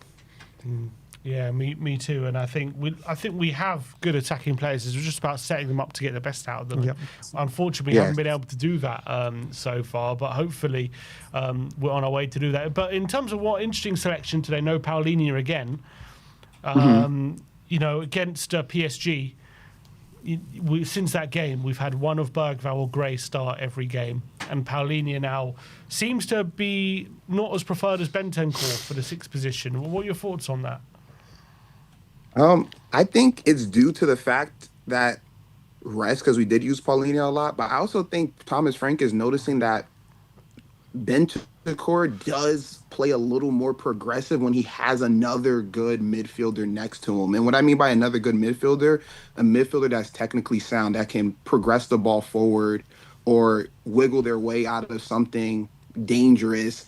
So I think Frank is going to probably keep using Bentancur. He may use Paulinho in the Slavia Prague game, but I think this is where we have to go until otherwise, because Thomas Frank is so used to changing something. Let's just stick with Bentancur as the 6 and keep alternating maybe, or giving Archie Gray 5 games, give Bergvall another 5 games. But that's the key. Those two, those 3 midfielders should be in the rotation. Yeah, I think unlocking Bergvall and Gray and just getting them to fulfil their potential, that's where the future's going to hold, isn't it? Yeah, I've been more impressed with Gray than I have been Bergvall recently, if to be honest, in his overall play. I think as well, maybe it's with the style of play Frank or the Spurs fans and Frank wants to play. Maybe it's a case of Bentancur starting home games and Paulinho being the away games, because Paulinho is definitely set up for the kind of football we want to play away. Not saying he's going to rotate every single home and away, but Bentancur, the way he played today was a lot more like his old self before the big injuries came in, and was a lot better than he was recently. Some of his passing, especially that through ball for, who was it for again? For Mawani, and Keller came out and caught. That was nice. That was a defence splitting, incredible pass. And Bentancur looked very, very effective and more menacing today, didn't he? Also talk about Spence. You know, Frank said, I'm just reading some quotes from Frank. He said he worked hard in training this week to get Spence higher up the pitch, and obviously there was a real difference today with Spence. Did you feel that? Yeah, Spence actually looked really good on the left. Like, you can see that he's not a left-footed left back, but he looked really good making those forward runs. Even the ball that he gave to Odegaard, I know he was slightly offside. That was good. Like, that was really good. If he can keep building upon that, it just makes us so much harder to defend, because it's no longer just Pedro Porro or Kudus. Now you got to worry about a Kolo Muani and a Spence driving up, and a Xavi slipping and sliding through the left-hand side as well. I think he did a really good job. I was very impressed. Yeah, I feel like the criticism I've had with Spence when he does play left-back is I feel like he's just too hesitant to really go for those spaces on the final third, really get to the byline. He doesn't trust his left foot enough. And I think today that all kind of went out the window. He was relentless today with his ability to run, take on his man, just always attacking that space. And look, if he keeps playing like that, Doggy's going to have a tough time getting back in the team. So that was a brilliant performance. But look, Noel, appreciate you calling in, mate. Thank you, guys. Big up, Noel. Have a great weekend. Yes, you too. And come on, you Spurs. Come on, you Spurs. Big up, Noel. Big up to Noel. And now let's get Daniel Summer. Oh, it's Northern Lights man is back. Northern Lights man is back. Man hasn't left Bodo. Can you guys hear me though? I can hear you. We can hear you. You've been stuck in Bodo all this time. Big up to you, Daniel. I've been what? Stuck in Bodo. Never left. It's a madness addictive. What can I say? But yeah, it was a good game, man. It was a good game. I see Archie Gray. That guy is different. But can I ask something though? Why is everybody surprised about him though? Great. Because last year, who won our Player of the Year? Bergvall, wasn't it? Yeah. Yeah. Or was he? Did he win Player of the Year as well? He actually won our Player of the Year, yeah. He won the Young Player of the Year, isn't it? He won both. Archie Gray, he won Player of the Year and Young Player. No, Bergvall won both. Archie Gray won. He won an individual one though. He got like London. Oh yeah, he did. He did. No, he did. He did. He did win the Football Like, London he was in the and newcomer everything. He or was youngster. Yeah, he was in the he John Wick did. 2 and everything. He did, but the club's official, when the fans voted and everything, Lucas Bergvall got both. But you're right, Archie Gray did win something with Football London. You are right. My point is that, like, I don't think we should be too surprised by the level of performances that he's putting in. But I remember last time I came on, I was saying play like Viskovic and all those guys. But the reason why I was saying that, was because of the level of performances that that's how we should be judging players off. Because you see, like now, Bentancur and Paulinho, they're obviously better players than Bergvall and Gray and Sarr. But the performances Gray and Bergvall are putting in are similar or even better to performances that Paulinho and Bentancur are putting in. But we're now not going to start them because Paulinho and Bentancur are better. Do you see what I'm saying? Mm-hmm. Do you think they need more time on the pitch is what you're saying? I think the time is evident though. So how many guys have come on here and give Gray man of the match on the same pitch that Bentancur was playing on? How many times have we given Bergvall man of the match as well on the same pitches that Paulinho and Bentancur were playing on? But do you think Frank's starting to realise that? Because since that PSG game, they've at least one of them has started every game. Exactly, 100%. He's gonna have to. I think he's gonna even like drop Bentancur, and it's just gonna be Gray, Bergvall, and Sarr in that, either in the flat 3 if we're not playing a 10, or he might play like a. I know. What was the American guy talking about Sarr? He might play like Sarr and Gray in that midfield for legs, and then Bergvall more of like not like a 10, but like just one that 3 that's going to be more advanced. Yeah. Do you feel like Frank today has he found the right balance in midfield? Is that something you want to see more often at home? That kind of midfield. I would say, you know what? It's a risk to say that because we did play like Brentford. They're one of the worst teams, I guess, on like open play when it comes to, they're one of the easiest teams that we can play on the front foot to. I think if you saw that Man United game, the one where they beat United, United were on the front foot that whole. I think second half it was a stat like almost half of the minutes in that second half. Ball was in Sunderland's half, and yet they scored. Yet Brentford was the one scoring 3 goals, isn't it? That's probably because United can't fucking score into their shit, but then they scored 2 against us, so we're shit as well. But because we played that number 10 for creativity, for us to break down Brentford and all that stuff against another team. I don't feel like we would have been as productive as we were today. I don't feel like we will look the same as we were today. So why did we look like that today? You just feel it was the opposition? Do you not feel like there's a lot more intent to press? We were a lot more aggressive?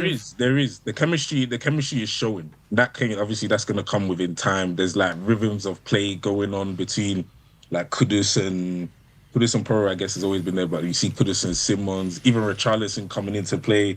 Mwani's looking good as well. He's linking up. These guys, they're all forward. The forward lines the forward players are linking up they're linking up properly, but let me not say let's not get too excited, but there could still be work done. There could still be, this isn't the final product. Like there's still going to be progress done. There's still work to be done. If you get what I'm saying. Where are you with Frank? Do you feel like he's the best guy to bring these players forward? This guy. Bring who? What? Like the young players or the new forward players? To start getting the players playing more like today, more often. Yes, but it's hard to say for Frank though, because again, you have to remember he's a new coach to a new team with new players and new tactics that are new to the players that were there before and new to the players that are new to the club anyways.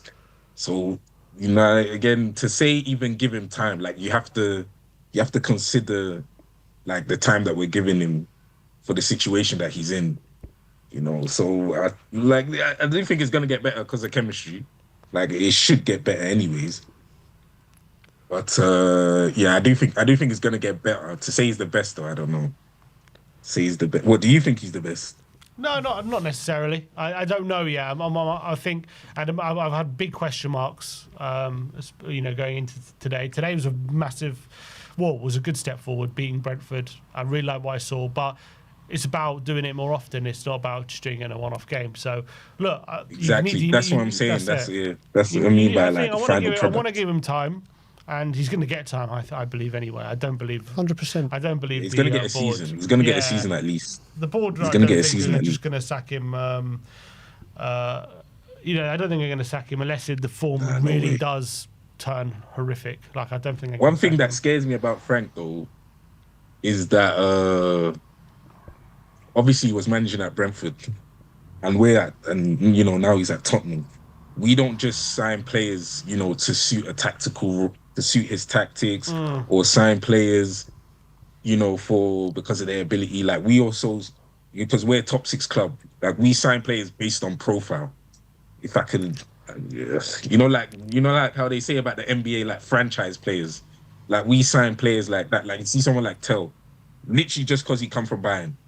That's it. That's all. That's the only reason why we signed him. Just because he came from Bayern. Dan, I will say, with this, we're now going into a brand new era, the post-annual leave era, where we've lost out on players because of wages or value, and we won't pay the fee, or haggling and bartering. Right here, right now, we look at the window we've just had. Kudus, Simmons, Paulinho. Who else came in? Mawani. But we're still behaving the same though, because we don't know until January. What I'm saying is now January in the summer, we'll see if that is now changing. We'll see if I don't know. Okay, would you say the summer is evident of the change then? Is that what you're trying to say? I will say for the first window in a long, long time, we bought in genuine quality, not youth products, not potential. Really? You think so? Listen, did we leave it short? Should we have got a left winger in? Yes. Should we have got another striker? Should we have got another striker in before Mawani with Solanke's injury? Yes. Should we have looked at a left back? Yes. But we've never gone in and signed 3 players like a Kudus, like a Simmons, like a Paulinho off the bat to strengthen that team. But you have to remember, a lot of the players that we signed in the summer, they weren't. I would even go as far to say they weren't even transfer targets for us. Someone like Javi Simmons now. We didn't sign. A big reason why we signed him is not because of his ability. It's not because of him. We signed him because we couldn't get Gibbs White. He renewed his contract. We couldn't get Eze. He chose Arsenal. We were linked to Turkey. He went to City. We couldn't get Miko Paz at Como. He stayed over there. We couldn't get what's that guy? We linked to Rodgers as well, wasn't we? Oh, we linked to everyone. But you look at it, Daniel. When you say that, you look at it. But we you look at it. When we have failed with option A and option B, option C is normally some cheap. Oh, he could be the next potential on low wages. But that's what we did, though. That's what we did with Javi Simmons and Paulinho and Colomboani. Javi Simmons is a class above the normal third choice Tottenham Hotspur normally go for. That's for damn sure. He is. But like, again, it's still following that same pattern. Like, what do you think of was Javi? like the 6th, 7th choice. But what did you think of Javi? He was like today? the 6th, 7th choice of. Do you rate Javi? No, I rate Javi. I do think, put it like this: before his performances at Tottenham shirt, he was better than Maddison. You have to remember he's a Champions League player at Leipzig, and he's also a star forward for one of the best countries in the world, in Netherlands. He's their best forward. I know Depay's got their most goals. He's playing him. He's in the second league in Brazil or whatever. So, and it's not going to be Brian Bobby or anything like that. Xavi Simmons is like, he scored in the semi-finals of the Euros, was it? Against England, yeah. He scored against us, isn't it? Yeah, he scored against England. Like, I'm not saying world-class, but he's playing at a world-class stage. I'm not saying he's a world-class player, but at the stages where world-class players play, he plays there, and that's for a reason. But like, he wasn't the one. He wasn't. We tried to get several players before we got him. Not saying that he's a bad player or anything, But maybe we felt he was unattainable until he was. No way. 50 million. No way. No way. Chelsea No way. looked like they had it wrapped up. Say that again? Chelsea looked like for a time they had it wrapped up. Oh, for Xavi Simmons. Yeah. Okay, I guess we beat Chelsea but we also beat Chelsea and United to Mateus Toe as well. So like, you know, not to again, I don't want to come on Xavi. I don't want to disrespect him because he is a good player in that. But you know, he was like seventh choice. So that pattern of of recruitment that was under Levi still feel like it's here. The same with Paulinho. We didn't get him because he's a good player. We got him because we couldn't get Adam Wharton, Angelo Stiller. We couldn't get Locatelli, and then we got Paulinho. It's not because of how good Paulinho is. Even the same with Moani. Even did we try to get Vlahovic? I don't think we ever tried to get Vlahovic. Nope. We didn't try to get Vlahovic in the summer. We didn't go for him. There was the opportunity. We could have gone and got him. We didn't. But then we decided to get the guy that's sitting on the bench because of him. Well, Moani was starting. You see what I'm saying? Anyway, say again? Moani was starting for Juve. Over Vlahovic? Yeah, he was when he was there. Nah, I don't feel over Vlahovic. Vlahovic is that's the star striker. He is now. Nah, he was at the time as well though. Anyway. I don't know, I still feel like they were still recruiting players like that same way. But even you know when we weren't doing that, I know like Levi wasn't building on like a good when we had like decent foundation. But you look at someone like a Dele Alli, for example, yeah. We got him. We banked on a Dele Alli from mid-table MK Dons instead of getting Draxler from PSG. We banked on Harry Kane after the meaty loans he had at Leicester and Norwich, instead of replacing Soldado with Morata when he was at Real Madrid, and then look what happened. Do you see what I'm saying? So they are even Ange's first season, we got absolute nobodies in Van der Ven, Dogi, and Vicario, and those were some of the best players in the league when they came in. You see what I'm saying? So I get what you mean by like under Levi we weren't getting those talents like Xavi Simmons at the time, but there's still like good examples, even I'd say even a lot more examples of us getting players like Bergvall from Sweden and Gray from the Championship. Well, maybe not Gray because he was one of the best players in the Championship anyway. But getting someone like Bergvall from the Swedish league and him coming in and now like winning our Player of the Year and stuff like that. There's still a lot of examples there. So I don't want us to like just go get players just because like they're playing at the stage or playing at the stage we want to get to and stuff like that.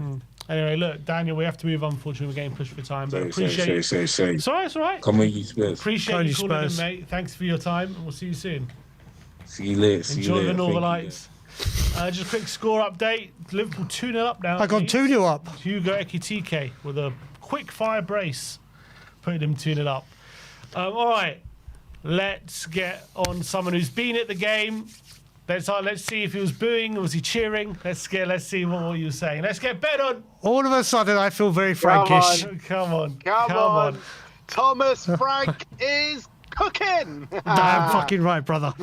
What a performance. How you doing, guys? All good, bro. All good. Thomas Frank said in his press conference there was an extra roar for Vicario when his name was read out before the game. Yeah, there actually was. I noticed it as well.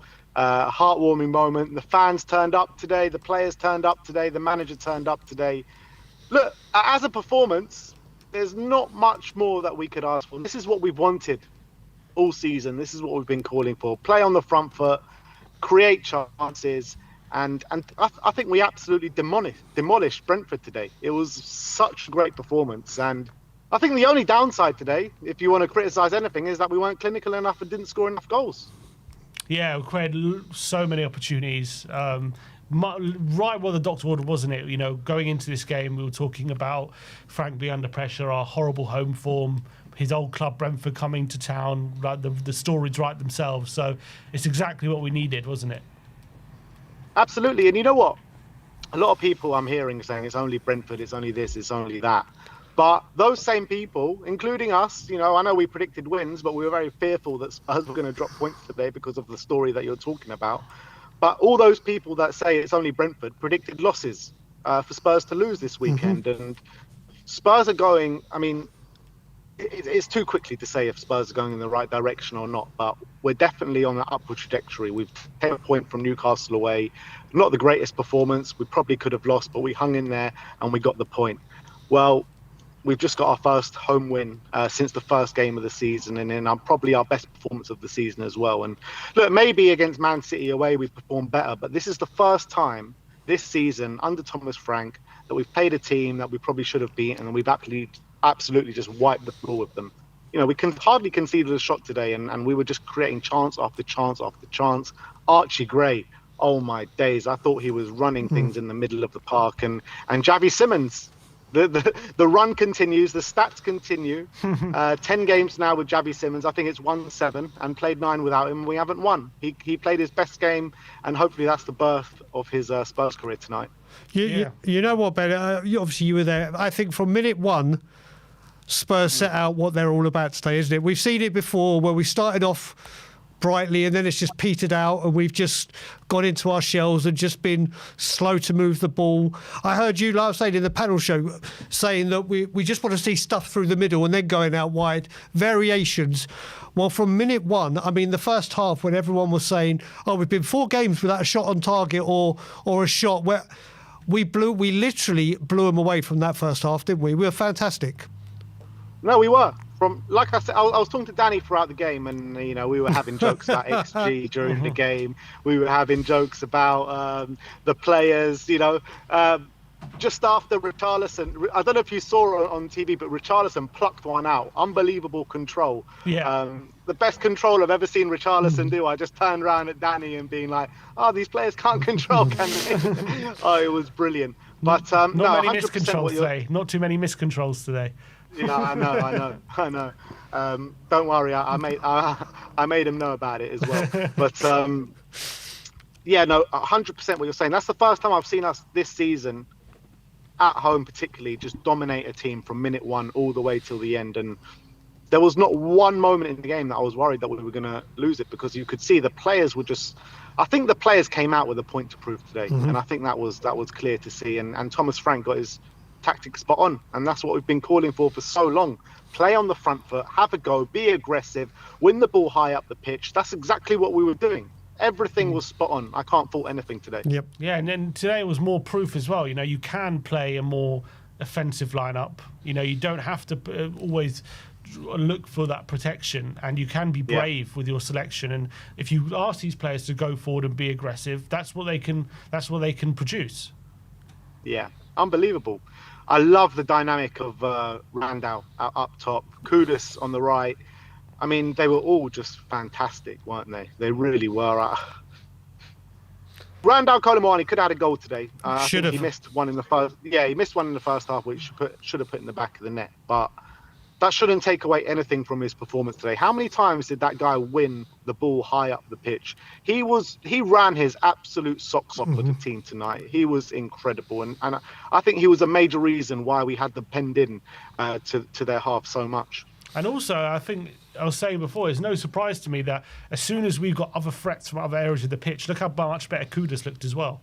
Kudus all of a sudden, I think they had to take off their fullback at half time because he was just getting run rings around. Yeah, and you know what kind of made me happy more than anything? It wasn't just down the right that we were going. We had variation in our play. We went through the middle. We went down the left. They couldn't handle anything that we threw at them today, and we just kept winning the ball high up the pitch. Anything that came up the other way, Van der Ven and Romero were just gobbling up. Bentancur and Archie Gray completely controlled the game. Where has this been? I saw the quote from Thomas Frank after the game, suddenly sometimes it just clicks when it clicks, and maybe we're seeing that, but we need to see it. We need to keep seeing it. I will say, Ben, I completely agreed with you, Mwani. I thought he's coming as a forward. What he offers on the left-hand side is so much better and so much more suited to the team. But I tell you what, you and I spoke about at great length about Jed Spence and cutting in on his right foot and slowing things down. Today, all of a sudden, he found confidence and belief in his left foot. He today was absolutely imperial. He was just non-stop, both the press going forward. He was causing mayhem in the forward line. He had a game like he hasn't had all season for us, and the trust in that left foot. You know what, with Jed Spence, he was playing so high up on the pitch today. He was taking up such unbelievable kind of positions. He was pressing from the front at times as well, winning the ball back as well. They couldn't get past him on that side. I thought he was absolutely fantastic. I thought he was a bit wasteful in some situations when he got the ball down to the byline, but the effort and the work rate and the quality, apart from those moments that he put in, I thought was absolutely sensational. And he's put in a worldie of a more than we've seen from Destiny by far in the last couple of games, and that's the reality. I think it was Spence's best attacking performance of the season, that's for sure. Like the way he was getting forward, he went to the byline, and he created chances. He created laid one on a play for Sarr. Yeah, but you know what, Sim? You can say that about a lot of the players that played today. You know, not just Jed Spence. I felt like the whole team, the team as a whole, it wasn't about individuals today. It was about the team. We actually looked like and played like a team for the first time, probably since that Man City game. You know, the energy was there, the application was there, the teamwork was there, the work rate was there. It was just fantastic to see, and hopefully this can be a bit of a springboard now. We got to show the same against Prague. We got to keep showing the same against Nottingham Forest. It's all well and good doing it in one game, and I'm delighted with today. I'm absolutely buzzing coming away from that stadium today. But we need to keep this going. It can't be a one-off. What was Danny saying about Rishi? Danny was full of praise of Richarlison today. He couldn't stop praising him, and warranted, because, mate, the Richarlison performance today was reminiscent of the first 3 games of the season, the Burnleys, the Man Cities, you know, the tireless work rate, the quality. He made it stick, the hold-up play, got his goal as well. I can't fault anything in anyone's performance today, and Richarlison was one of our best performers today. Yeah, and he's got 4 goals in his last 5, 8 goals now in all competitions this season, I think 6 in the league, so got some good numbers as well. Yeah, I was saying as well, Ben, at half time, it's like we've been bitching and moaning about our medical team and injuries and how long they're out for. Don't they deserve a huge amount of credit for actually keeping Richarlison fit all season? Absolutely. I wouldn't say much about the ones that never get injured, like Moani with the longest dead leg in history, and Dom Solanke nowhere to be seen. But yeah, credit where it's due on Richarlison. I did see a worrying update that Moani was limping through the mix zone after the game today. So let's just hope and pray that that's nothing. But look, something needs to be said about this today, because I haven't seen anyone mention it. And is this not one of the most perfect days, perfect Saturdays? You start the day with Arsenal losing, then you're thinking, all right, if Arsenal's lost, you know Spurs are just going to fuck up this day today. Spurs put in a performance like that. Chelsea drop points today, and Man City win to top it all off. It's just a fantastic day, isn't it? It is. Carlsberg did Saturdays. This would be right up there. Exactly, you know what I mean? It's just unbelievable. You know, it's the funniest thing as well, because James Black was doing a concert kind of thing on the South Stand podium outdoors where all the bars are, and the game was on, obviously. So as I left the car, it was 1-1. And as I walked up the stairs and go round to the South Stand podium, that second Aston Villa scored, and the place went absolutely berserk, man. And as soon as they scored, James Black started with his guitar, and everyone singing along, "Bottlers again, ole ole," and "Shame about the Arsenal." Oh, it was the best. Oh, no wonder there was a good atmosphere in the crowd today. Everything just fell into place.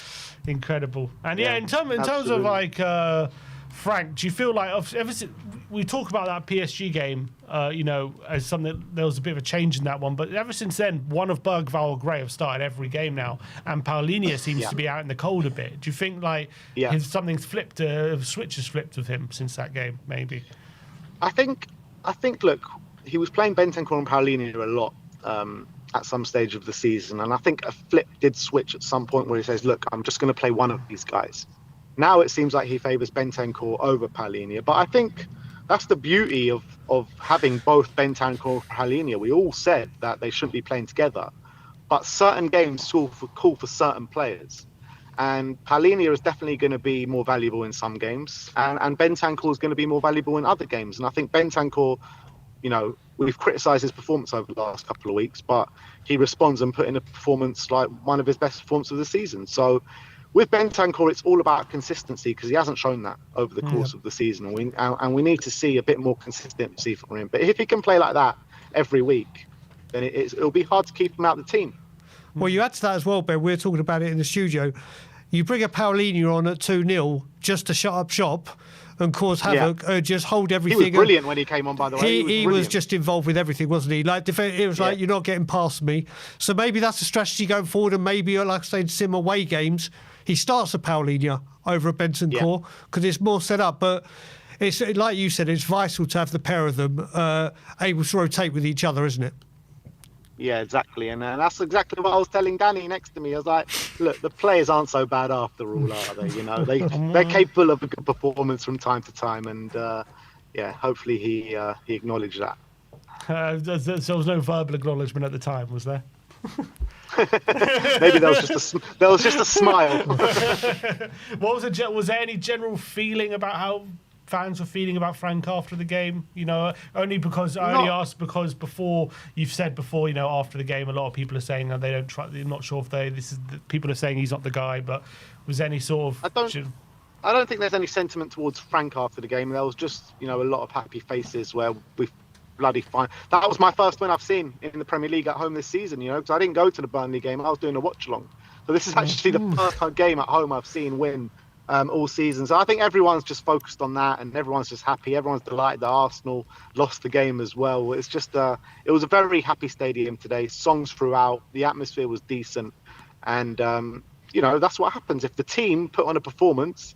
The fans will respond, and I've said it before. I don't think that's the way maybe it should be, and I think the fans should be the ones to maybe make the first move. But look, this is the society we live in these days, and that's the way it goes. So the players put in an unbelievable effort and an unbelievable performance, and such a contrast to the Fulham game. They got booed off at halftime that day. They got a standing ovation leaving the pitch at halftime today, and also the final whistle. And every sub that went off was going off to like a hero's applause as well. It was brilliant. Fantastic. I just hope this is a benchmark, and so hopefully we start to build some momentum. Damn right. That's what it's all about. It's a good steps. So what is our last 4 games then? PSG, Fulham, Newcastle, Brentford now, and Newcastle. So you've got to say, out of the last 4 games, you would say there's things to take from at least 3 of those games. Yeah, I think it's fair to say. So that shows me an upward trajectory, because before then, we went for a long stretch of games where there was just nothing, absolutely nothing to take from them. So steps forward. We restricted Brentford to Tottenham-like XG numbers this time. Yeah, I saw. To be fair, we were looking at the XG after the game, and Danny was like, well, I agreed with him, actually. Like, with the XG, I think we got 2.17 or something on the day. We definitely should have scored more than 2.17 goals today. Yeah, that's for sure. Damn right. 100%. Yeah, it should have been 3, at least. But anyway, look, Ben, I'll let you go. See you later, brother. In the studio tomorrow. And Brian Sim. Come on, you Spurs. See you later, bro. There we go. Ben bringing the energy. And we've got the wrong name there, Sammy. But we know who it is. Everyone knows who it is. It's our Achi. brother. Achi, mapito, mami. What's going on? Oh, we've done it, lads. We've done it. Damn right. Yeah. Do you know what, Amir? You messaged me today, didn't you? And you said you actually fancied it today, and Javi to get his first goal, and you were spot on. What gave you that feeling? Voila. What gave you that feeling? Voila. Well, a couple of things. I just thought, Frank needs to get it right against his old team. I think Xavi was a shoo-in to come into the team. He hasn't started games recently, and we always do well when he's in the starting 11. And I just felt like, we really needed that home performance, not just a win, but a performance as well, like we got today. And I'll go even further than that, Daigle. I said to you Xavi was going to win. I also put, Sim in our chat that I expected us to get, over 2 XG, and we actually managed that for once. So I'm absolutely delighted with the performance. I'll go a little bit further, guys. I think 2-0 actually flatters Brentford. I think it could have been 4 or 5. You're looking at that Sarr opportunity. He should have buried that. Spence had one where he practically threw on goal 1-on-1. Should have buried that. And Mr. Mawani's Kolo header. Muani. Yeah. Yeah, there you go. So I really think, 2-0 doesn't really do us justice, but a fantastic performance all around and a huge building block to go and get some momentum now. You look at our upcoming games. We've got Slavia and the homecoming of Hyun-Min Song. So you're looking at, a fantastic performance there. Then we go up to a tricky game up against Forest. What is it? Dyche's Forest now. Dyche's Forest. So, you're looking to get try and get 3 points up there. And then for me, this is where I will measure Frank, because I'm still undecided. I'm not in your camp, Daigle, and I'm Not many are, buddy. Not many are. No, I know, and I'm coming back from the Frank out because we've been through so many managers, and we do need to give this guy time. So for me, the real test is going to be up against Liverpool at home. Can we get a performance that we got today against a big club like Liverpool? That's what I want to see. Us go out a side like as big as them, And in terms of standout performances for you, who was the standouts? Oh, I think it's very clear for everyone to see. Javi Simmons was absolutely fantastic today. Some of the passing was absolutely elite from him. The goal itself, winning the ball back on the halfway line, running through the whole team and just slotting it past the keeper, beautiful.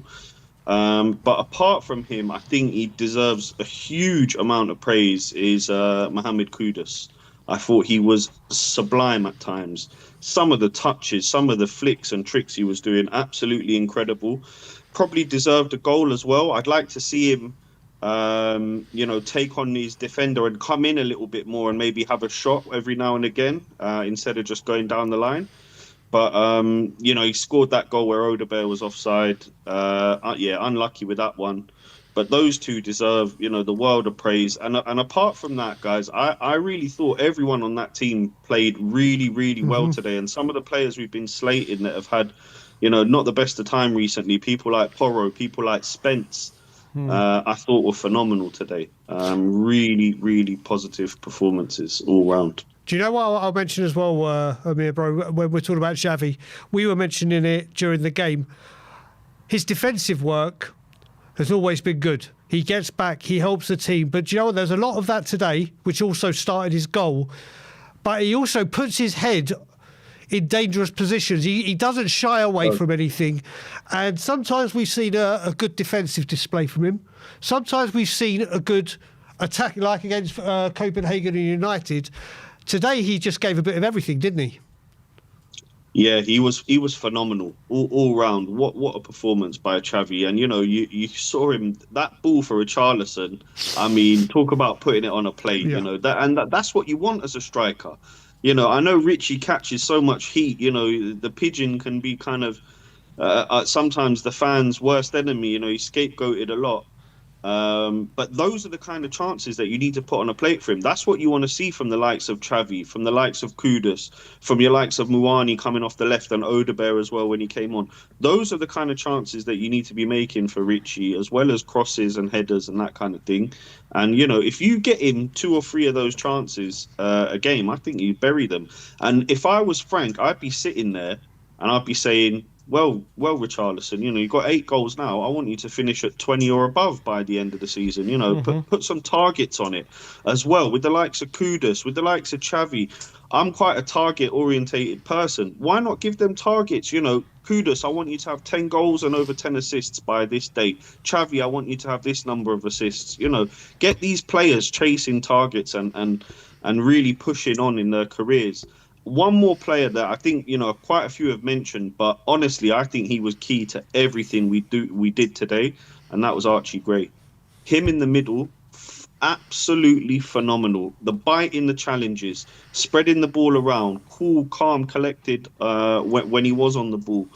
Absolutely phenomenal performance. And yeah, I'm delighted. I'd love to see him in there again against Slavia, for sure. He's got to start for me. I mean, I completely agree with you, Archie. I've been keeping my eye on the chat, and I can see there's a bit of a discussion saying that Gray did nothing, and Gray was just there and being a bit part player. I think his understanding of the game, his reading of the game, I think that midfield was I've said it a few times, I don't know if you heard it. I think that midfield three with Simmons, Bentancur and Gray was the most balanced and the most complementary of what the players can do than we've seen all season. If someone had said to me at the beginning of the season, you're going to pick the three midfielders that are going to have the most accomplished performance, if someone had said to me it'd be Bentancur, Gray and Simmons, I would not have said that. I don't think many would. I completely agree with you with Archie Gray today. I really do think he had a big performance, and for a lot of the people that have been doubting him, this is something to say, right, this is what he can do. Not saying all of a sudden, yes, he's excellent, but I think he goes from strength to strength. I think he had a fantastic performance today.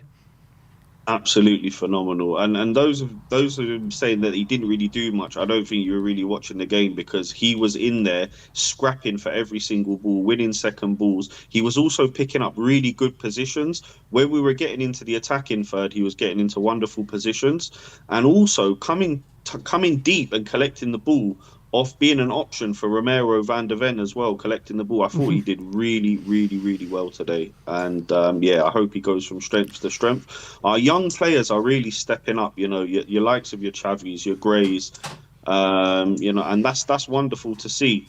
I just really hope Bergvall also gets some minutes. I hope he plays against Slavia, because I think it was quite harsh for him not to get any minutes today.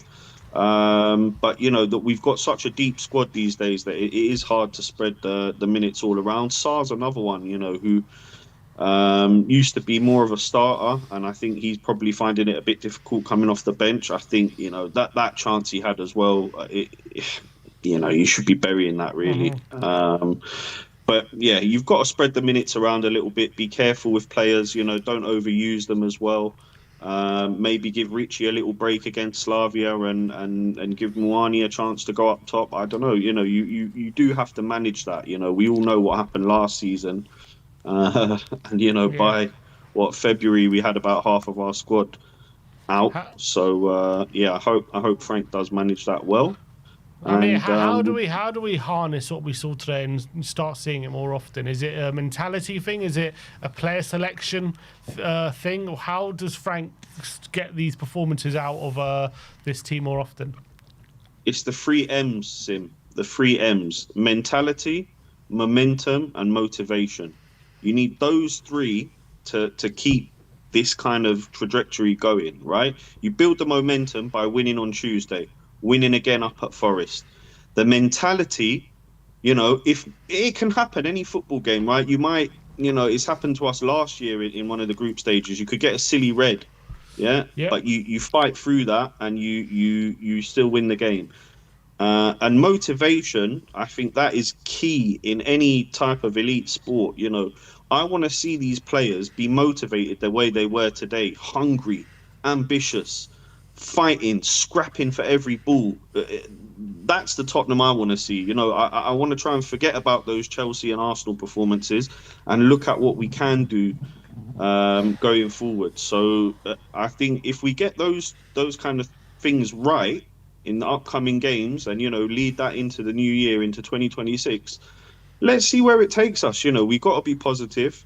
We've also got to get behind Frank, in the January window. Correct. That big debate that you guys were having with Daniel, there's only one way to solve that, right? That's in the January window, going out and getting a Semenyo or somebody of that ilk to come into the team and give us a huge boost. That's the way you bring in top quality. You give Frank the tools that he needs to really challenge.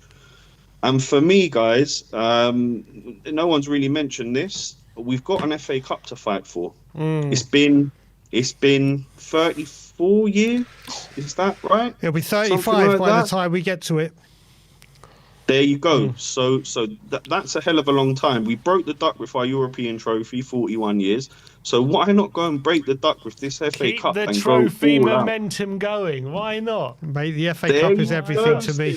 I said well, the FA Cup second half of the season when Frank's got his feet under the table and we've got going. Why not? Why not? Exactly. And that trophy momentum. If we go deep in that tournament, we will start to build that momentum. Can you imagine getting into the quarters, going into the semis?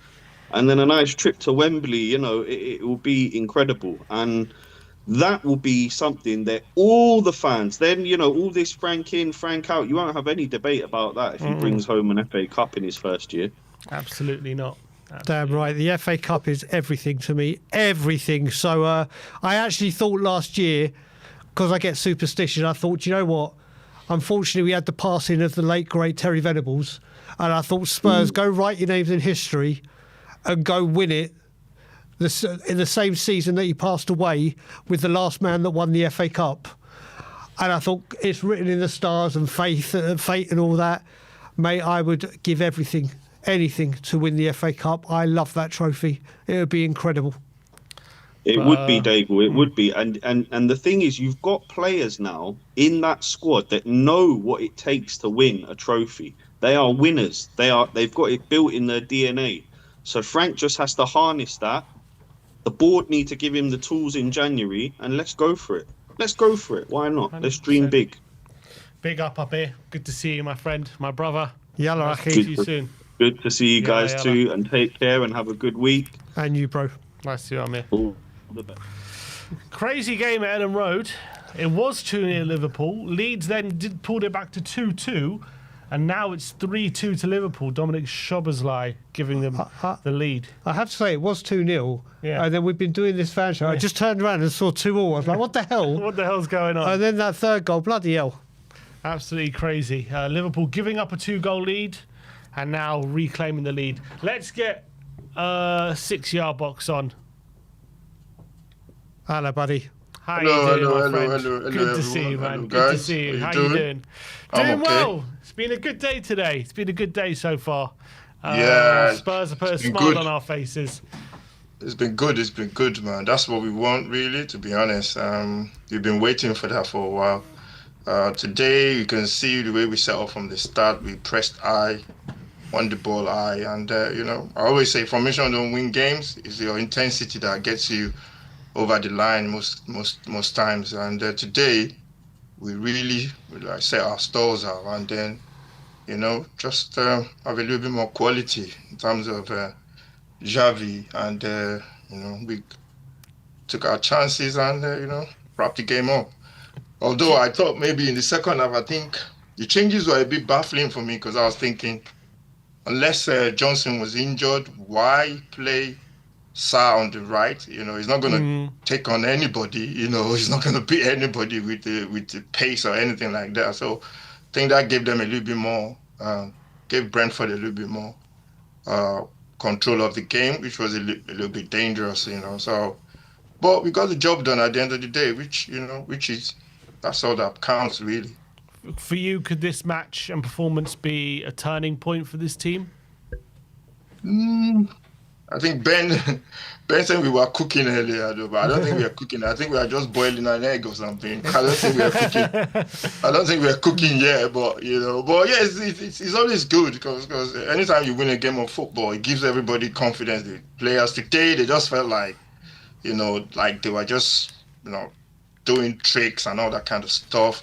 Kudus did something on the line, which I don't know. I think he sent the Brentford players onto the Seven Sisters because that was just crazy, man. And I think he just needs to understand sometimes you pass the ball, sometimes you take people on. Once he understands that bit of his game, it's going to be one hell of a player.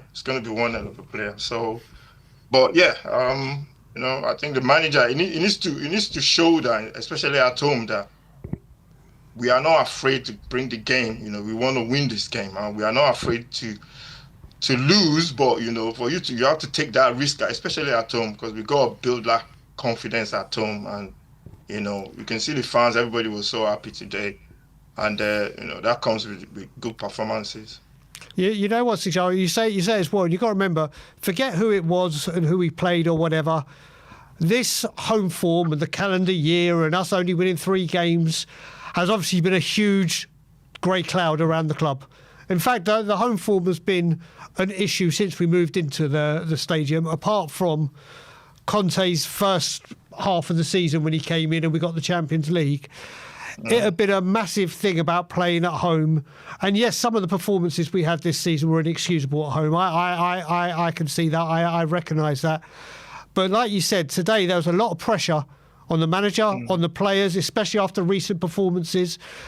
They came out today with a purpose, didn't they? From the get-go. I mean, we've started some games where we've started bright the first 5-10 minutes, and then we've just gone back into our shells.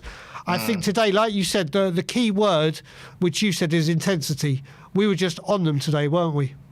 Yeah, exactly, and I think you can see from because I wanted to watch that Newcastle game, because I think most people took that game for granted because we were coming off the back of a couple of defeats. The confidence was low, fans fighting with players and all that kind of stuff, and we could have gone there and got destroyed really, because we could have gone there be feeling sorry for ourselves and all that kind of stuff. But the second half in that game made me think, I think the Brentford game, because sometimes the games lead to the next one, and the second half in that game, we just, we just really put it on them, and the fans were quiet. Sometimes the fans knew, because normally they sing for 170 minutes, and after the game they're still singing. But we made that second half so really close by closing in, by pressing and all that kind of stuff. And you could see, what's his name, Joelinton was falling over, looking at the referee. Bentancur, I think that day, he was more into stopping their midfield. So he kept committing fouls left, right, and center. So instead of focusing on his game in terms of his, getting on the ball and trying to make things happen, but we really troubled that midfield. And the captain came up with a beautiful goal, 2 goals, and I was expecting this coming into this home game as well. So that game really showed that the players really, really wanted to, prove a point, and they did it. A ground that we normally go to that nobody expected anything really. So, and that leads into this performance today. And the manager just got to trust his offensive play a little bit more. 100%. stick to a starting formation or something, and then just let them build chemistry among each other, and and then we take it forward. And he's starting to trust Graham Bergvall more, isn't he? And is that a key for you? I love Graham. I like Graham. For some reason, he's young, he's fearless. Put him anywhere in goal, he will play. Some player, I think last season, some people were saying, why did we sign him for this amount? He's too young. He's not supposed to send him out on loan. I think Ange did him a lot of good, because Ange, he put him in when we had injuries. I remember his game against Liverpool, driving forward, those kind of experiences, it's going to come good eventually, So today when I saw him, I was not surprised. And he played well. He broke stuff up in midfield, drove with the ball. Sometimes he steps into that back 3 sometimes to pick up the ball. And, he played really well today. And, we have a big, because I was looking at Villa today, I was looking at their bench. I was saying, wow. And then I was thinking about Tottenham. I was thinking, okay, if we had some of our injuries back, Kulusevski, Maddison, our bench will be strong as well. So we need those players back as well. So I think we just need to keep building on this squad, and we can have it, because Villa, their squad is just incredible, man. To be honest, the levels don't drop when they make changes, or 3 or 4 changes. Their squad is really, really good. How do we kick on from this for you? What's the secret to seeing more performances like this? I think it's the manager. You're just gonna, because sometimes when you pick a team, the players will know what your intentions are. So just play the same, play people, play Simmons, whatever, and go on the front foot really. Because I think Frank sometimes he worries too much about you. I know you should worry about your opponents, but don't go over too much, especially at home. Don't be over too worried about what they're going to do, blah blah blah blah. You know, play the players in the right formations, but the players too, they've got, you know, play with that intensity and press. Because today, as soon as we kicked out, I saw it, because you can see we were pressing them really hard. We could have got another goal, whereby I can't remember who it was now, when we pressed them and got the ball off them. So especially at home, you gotta be a little bit on the front foot and just, you know, press teams and, you know, go and take the ball off them, because without the ball they can't really do much, really. So Great. 6-yard box. Appreciate you calling in, mate. Thanks for your time. See you soon, buddy. All right, boys. Take care. Bye-bye. See ya. Let's read a super chat from Rambro Vid. Says, great performance by the boys today. Wondering how sustainable that start of play is with games coming thick and fast. Hat tip to Gray, best of the season. Kudus, Colo, Van de Ven, I'm guessing. Man of the match, Javi. What do you think about what he's saying about how sustainable is it? You know, high pressing, as high, you know, because we've seen it before. It can cause injuries. Can we keep up that kind of intensity? Well, this is where the squad comes into to it. Remember, people were saying when we're only scoring set pieces, how sustainable is this football, or this slow football? Yeah. So there's got to be variations. And you look at it. I mentioned when I came on against Newcastle, and someone mentioned it on the fan show, Van de Ven being rested against Newcastle was a wise thing to do. Romero is back from his suspension. Obviously, Van de Ven played without Romero. We are very concerned about Van de Ven's injuries that he picks up, and he has picked up normally around this time of the season. That rest looked like he did in wonders today. I mean, he's been like that all season. I think the tweaking, like I said, that midfield three looked better. Javi being back, I mean, Javi hasn't started the game for ages. Javi being there a constant is very sustainable without injuries. Spence playing on the left wing with a bit more trust and confidence is very easy to do. So I think the style of play today was bang on. Does he have all the personnel to be able to do it all the time? That's where game management and tweaking is going to have to come in, especially with Champions League thick and fast during this time. So I think it is sustainable. And then with January coming, like the person before 6-yard box said, it's vital that I think it was Amir, that January we bring in some quality. All right, let's see what Jack has to say. Big up, Jack. Let's bring Jack on. How you doing, Jack? We won a game at home. Come on, come on. It's Miracles do happen. Feeling. Unbelievable. It's a Christmas miracle. You know, Jack, what do you think of Rambro's point, saying, you know, very intense today, so high pressing? Is that a sustainable way of playing? Are we going to be able to keep that up? Well, yeah, I think that's the reason we won today, is because the intensity was so much higher. Like against Chelsea, against Fulham, against Arsenal, the intensity was terrible. You know, we had no desire, no intensity to go forward. But now, today, we were going forward, we were pressing them high. I thought everyone was unbelievable today. I thought Xavi, I've watched him, like before he came to Spurs, I know how good he is, and it'll just take him a bit of time to click. But once he clicks, he'll get going. And we saw that today, like he just clicked on and just kept moving, and he got a goal and an assist today. Thought Kudus was unbelievable, probably deserved a goal himself. I'm annoyed because I had Kudus in my FPL team and he didn't score, and he was so close to scoring. But yeah, I thought it was incredible, the performance today, and it's so good to finally win at home. And I think that win today will take a bit of weight off Frank's shoulders. Because obviously if we lost today, he would have been under even more pressure. But the win today and the performance just kind of takes the weight off his shoulders a little bit.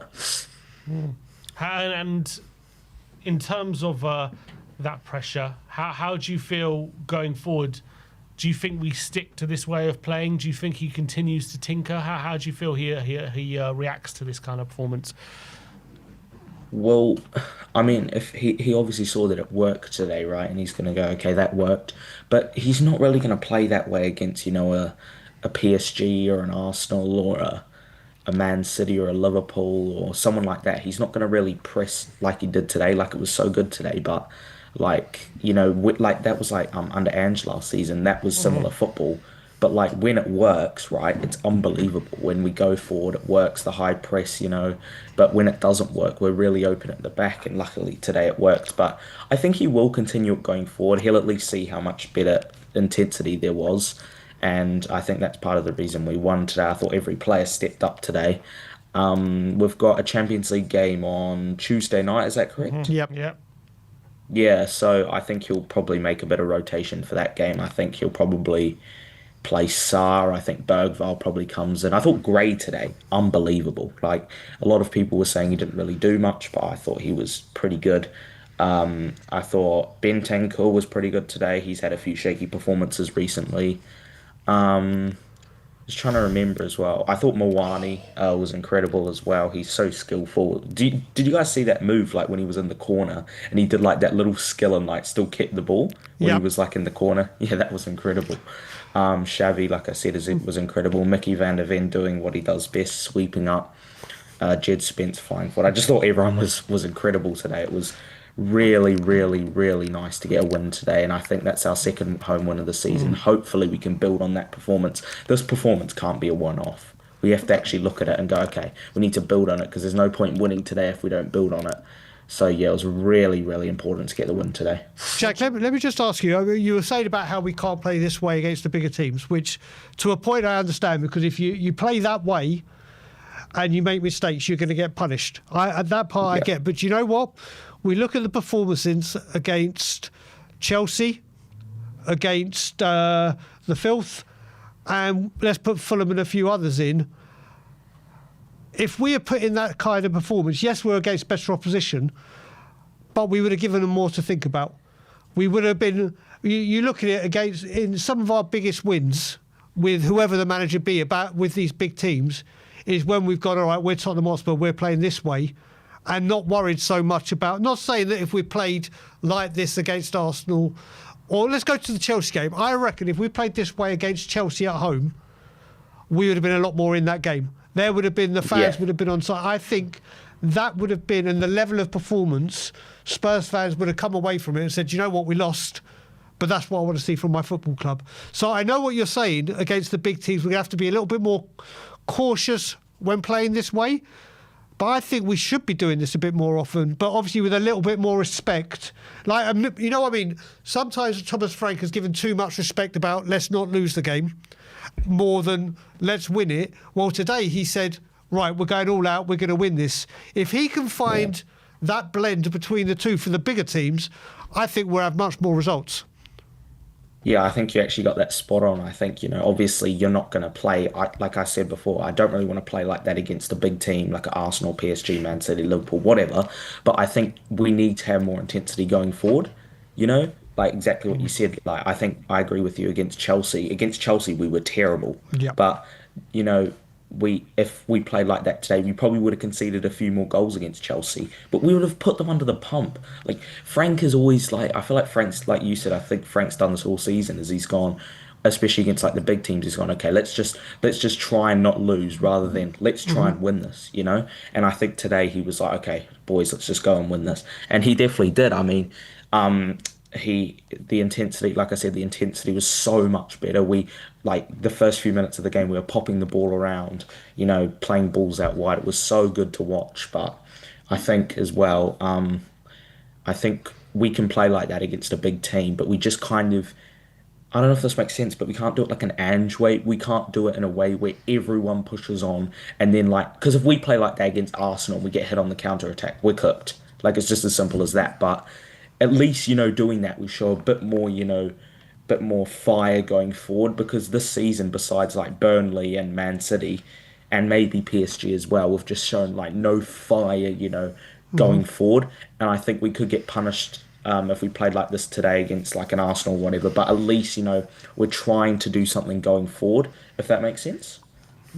Yep. What do you think the difference for Xavi was today? He got his first goal, got an assist as well in the first half. He struggled for parts since joining, but why do you think today it clicked for him?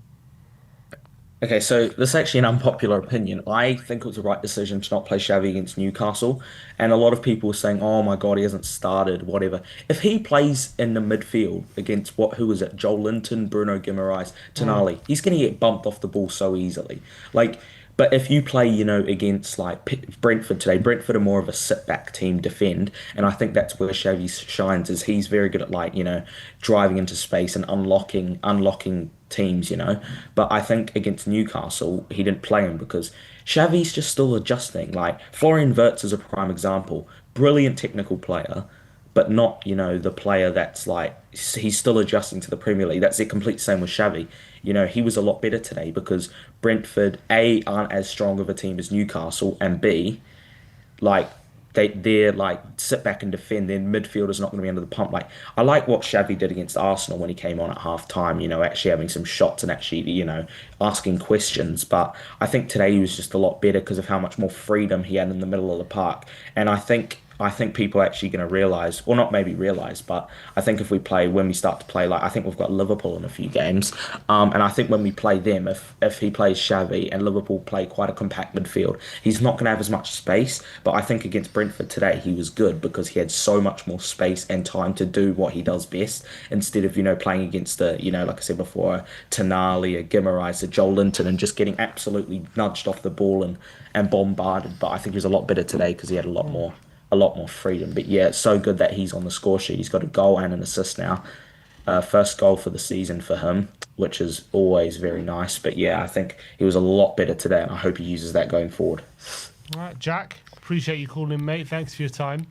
And we'll see Come you on, soon. Spurs. Kindly Spurs. Come on. Well, it's finished at Ellen Road, and it hasn't finished 3-2. Leeds have grabbed a 96th minute equaliser, and it's finished 3-3.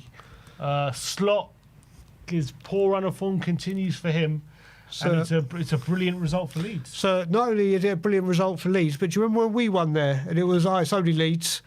Mm-hmm. They're crap. They're home form. They've just beaten Chelsea and drawn with Liverpool, and have been great at home. But when we beat them 12:30 on a Saturday, it's only Leeds. They're crap. They've just come up. Winning away at Ellen Road, it's not for everyone. Not for everyone. Definitely not for Liverpool. Damn right. The future of Arne Slot, who knows where that leaves him. Brilliant for Leeds. Though. Unbelievable. The last 3 games, drew with, last minute loss away at City, beat Chelsea, and now drew with Liverpool. Mate, yeah, the question is Arne Slot going to be manager of Liverpool when they roll into town when they play us? Great question. All right, now we need a dose of delusion. Let's get Danny Kiriaku on. Danny! How you doing, boys? It's Danny Kiriaku. What's up, brother? How you doing, boys? Is it the players you or good? the manager, Danny? What's that, Sim? Is it the players or the manager? It's a really good result today. I think it's a great result. You can tell I can't even speak. My voice is gone. But no, I think today what we saw was a team playing with a bit more freedom, and a team. I think he picked the right team today. The best thing that I saw today for me was the fact that we actually played some football, right? Not standing around doing nothing, not making runs. Today we played football, right? It's as simple as that, right? We just did the fundamentals right. We did the passing and moving right. The players off the ball were making runs all the time. Porro, today, finally, he was making so many runs off the ball. It was unbelievable. The amount of times I saw him overlap. And quite a few of the times he was running into space, he was dragging the players to him. And it was creating the space to allow the attacking players to do what they do best.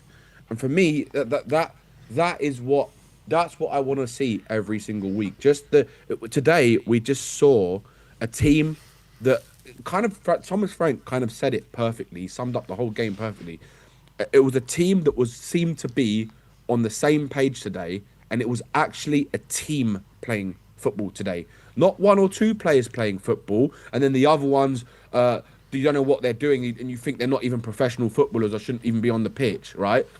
Today, you saw a team full of professional footballers doing what they're supposed to do in a game at home, right, and winning the way they did. And what I enjoyed the most about today was that it wasn't for like a 10-minute spell. It wasn't for like a half an hour spell or 20 minutes in the second half. It was the whole game. The whole game. And for me, I heard a lot of other people as well who came on, and there's a lot of things I agree with a lot of the people who've come on the show tonight.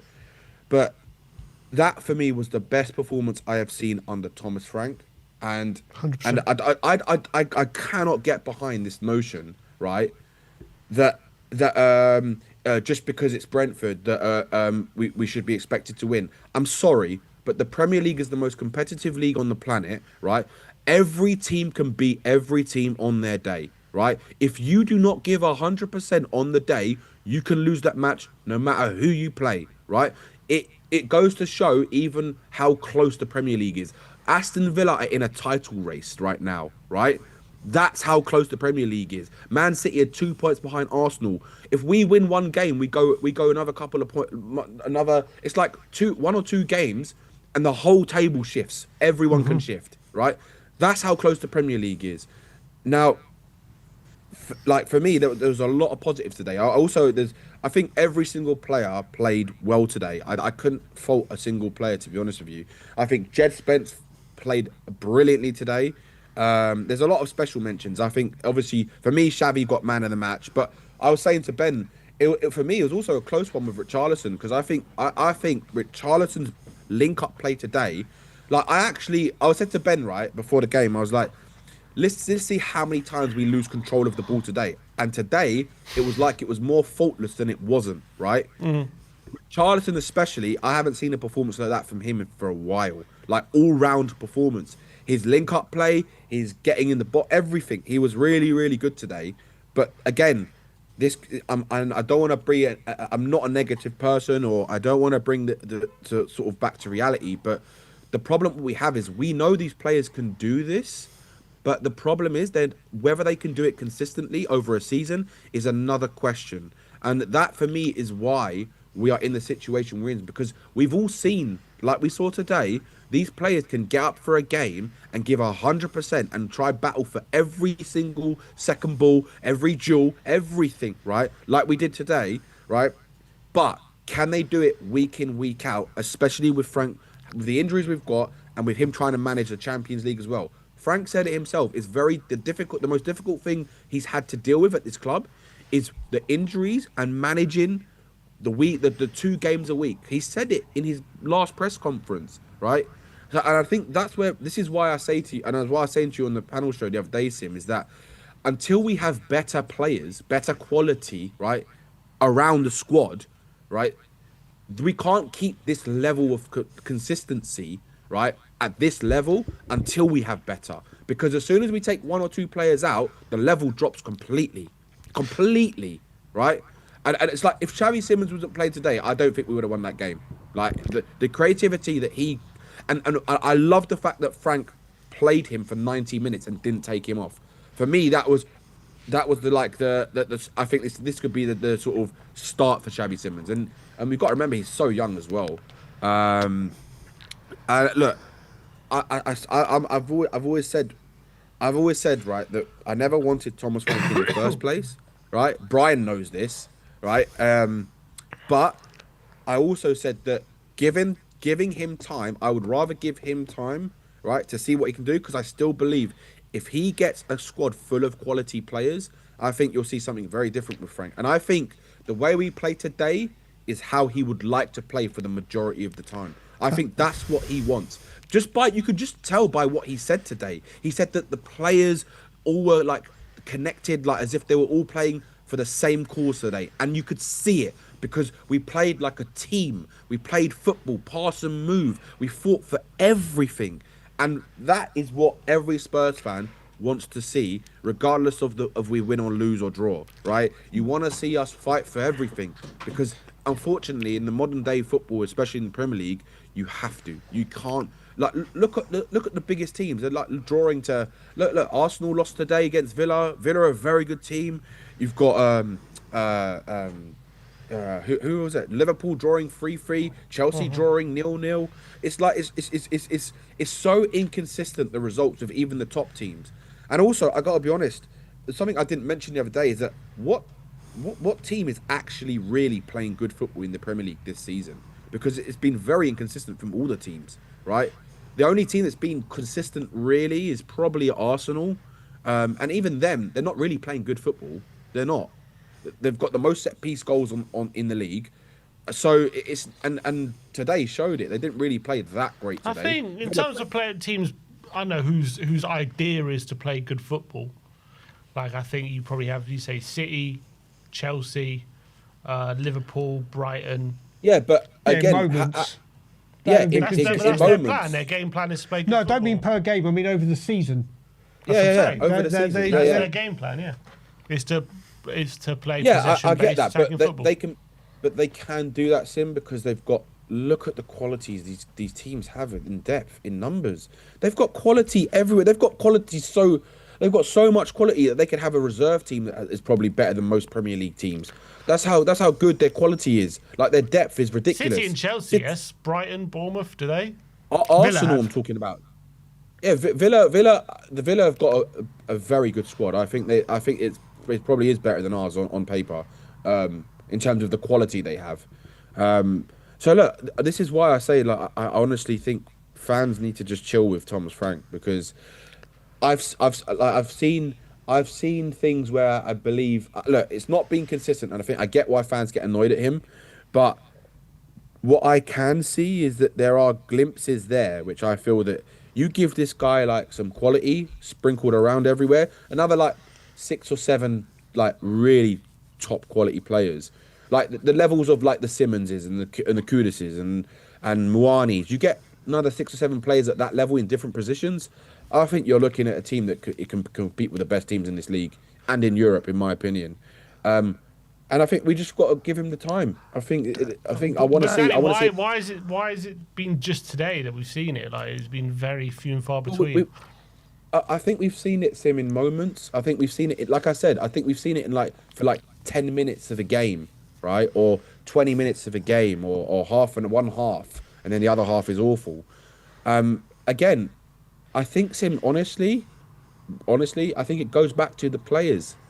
Like, why is it that the players were able to do this today, and all of a sudden, they've got a spring in their step? It was like watching a different team today.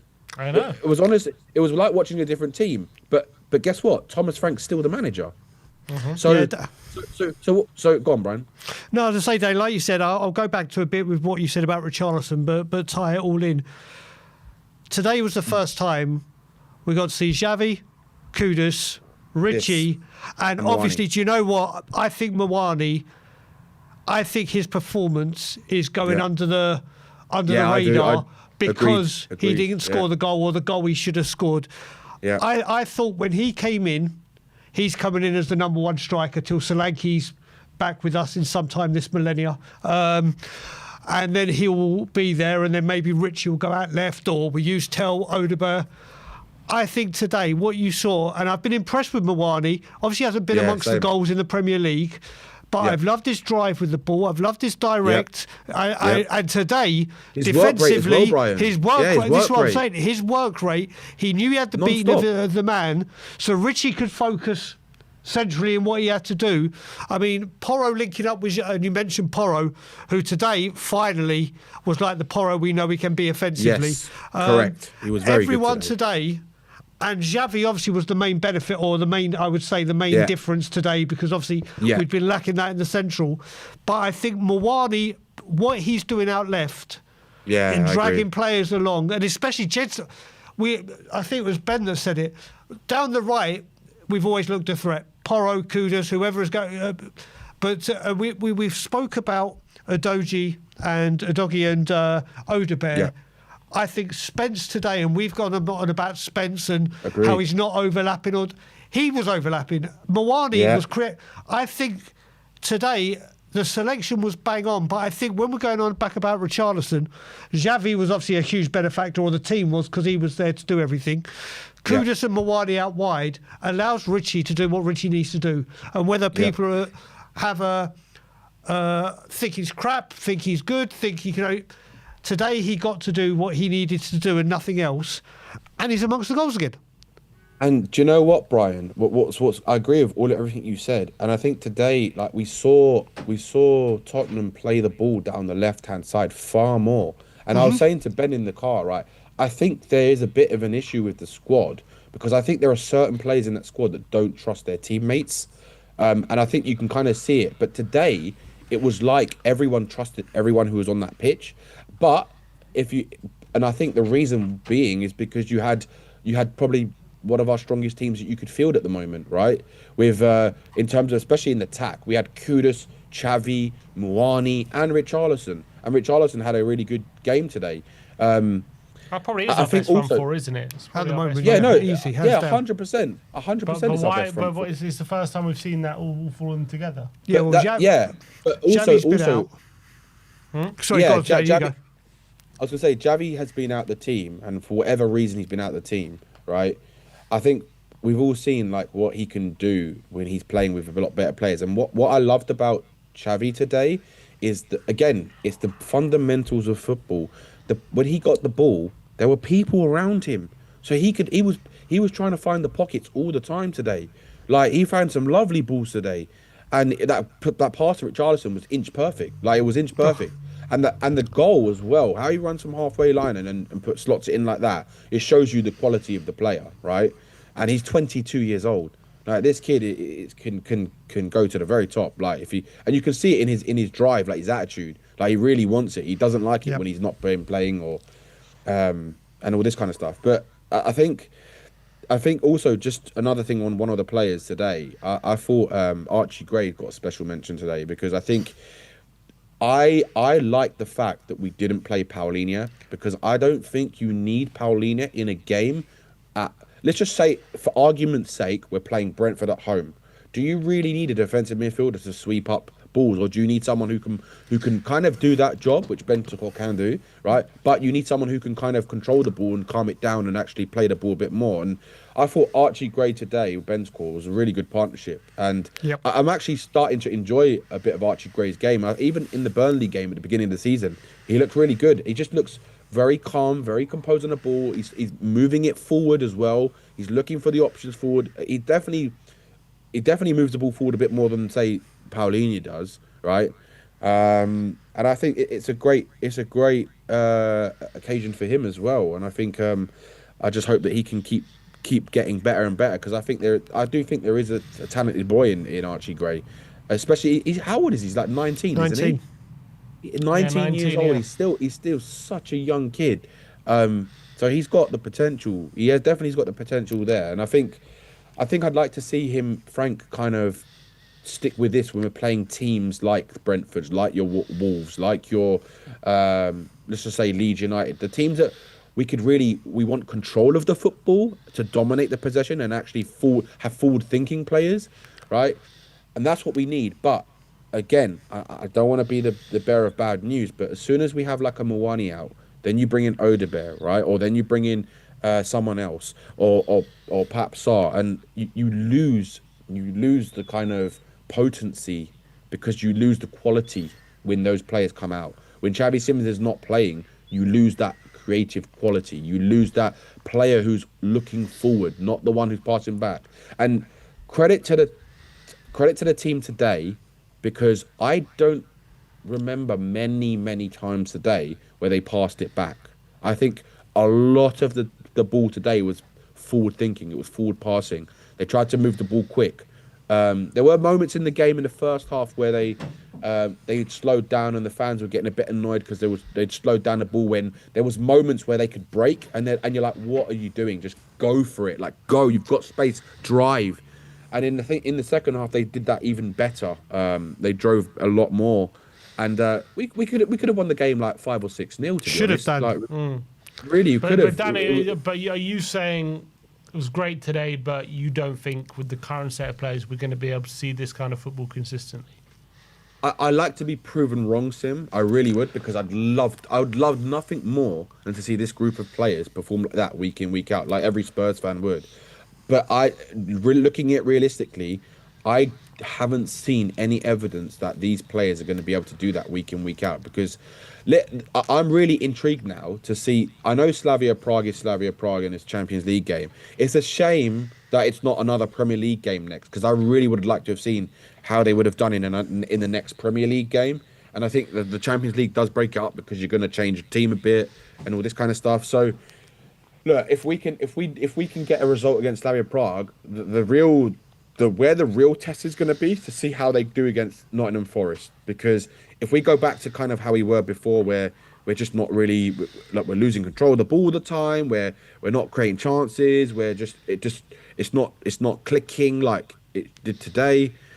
Again, it's like it's just a little bit of proof that maybe these players really can't do it on a consistent basis. And look, I do feel that this team is crying out for one or two number 8s who can actually progress the ball forward.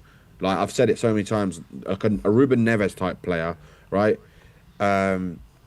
We do need another striker. I think we do need another striker. There's a few players we need to get into this squad, but I think that, like I said, Sim, I think we've got a good 7 or 8 players in this squad, right? Who I definitely keep. The others, I wouldn't care if they're sold, to be honest with you. I really wouldn't. And I think, do you not think today was proof, if you get them into this kind of setup, attacking setup, that, get Javi in the 10, get more threats from other areas, don't just rely on always going down to Kudus, get Gray a progressive passer next to Bentancur. Like, we haven't seen this kind of selection consistently. So how is there proof that we can't do it consistently with these players? This is where now, Tim, I agree with you. It's the manager's decision, right, to see if he's going to stick with a formation and the players consistently, to see if these players can do it on a consistent basis, right? So if he goes like in the next, okay, forget Slavia Prague, but in the next Premier League game, if he goes for the same kind of team, right, that's what I'd love to see. I'd like to see a similar team play against Forest and that we did who we played today. And I think you need to see that more, but we have to. Time will tell whether he will chop and change again. And if he does, we have to see if the players are going to put in the same kind of attitude, because you have to give that type of attitude in every game you play, regardless of who's playing, regardless of the competition. And if you can do that, the fans will be behind you 100% of the time, all the time. And yeah, look, I think, I'm interested to see what happens in January as well, because it is unknown territory we're in at the moment with like how the management structure is of the club. So that's going to be an interesting thing to see what we do in January and in the summer as well. But look, I'm very hopeful that things are going to keep getting looking a bit brighter for us. And I do think this season we're still going to have some patchy periods up and down. I think it's going to be like that. And it'll be interesting to see what happens when we get more of our injured players back. I think that's also going to be an interesting thing for Frank to deal with and see how he manages that. But look, it's a good game, a really good game, and I really hope that we can take this type of attitude into all the games. It's the attitude is the most important thing. That's the most important thing, because today they literally fought for absolutely everything and they didn't let off at once.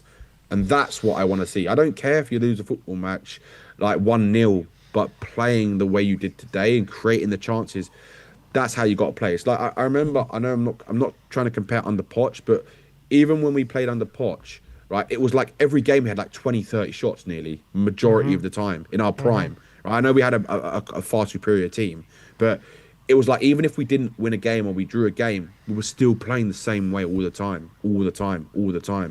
That kind of that desire. It's the desire. Like, you have to want it, and that's what I love today the most. Is the players all wanted it and they were all in the same direction. Agreed. Yeah. Look, it's exciting. I think we have to see how we do on Tuesday. I hope we can get a win on Tuesday night. That'll be good. I think he will change it a little bit. I think we'll see Bergvall come back in. I think. He might play Paulinho again. But yeah, look, I do think that he's got to try and play the people who can control the football, or who can maybe dictate a game a bit more in a progressive way. When you come to these type of games at home, like we saw today, because this is how we should be playing at home, regardless of the opponent. I don't even care if we're playing Arsenal. This is how we should be playing. You if you want the fans behind you in the stadium, you play like that. You play with heart and desire and passion, right? It doesn't matter if you lose the game because at least you've tried. You've tried. We just let and I think was it you, Brian, that said it earlier on? It's that mentality which I think needs to come from everywhere in the club, not just Thomas Frank, where you don't want to play an Arsenal or a Chelsea or a Liverpool and play just to not get beat, because more chances than not you're gonna get beat. So Correct. why not give it a go and see what you're capable of? Because if you do actually give it a go to these teams and you somehow get a result, all it's going to do is give the fans confidence, give the manager confidence, and give the most important people, the players, the confidence. Yep. But you said on Thursday he can't play like the way because of the players. He would be deluded to play that way. No, I think he can play it occasionally, Sim. I said that as well. I didn't say you just said every home game just now. Yeah, that's what I want to see, Sim. I don't think I'm going to see it until we have better quality. Because if you take out a Kudus, right now, just say Kudus wasn't playing today and Javi Simmons wasn't playing, who would have played in those positions? And you think we would have played the same way? I don't. I think Javi Simmons was the Kudus was out. If Javi Simmons and Kudus was not playing today, right, who would have played in replacement of those players?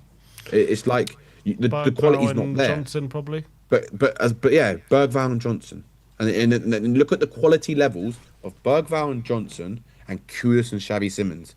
That's what I'm talking about, Sim. The levels drop dramatically, right?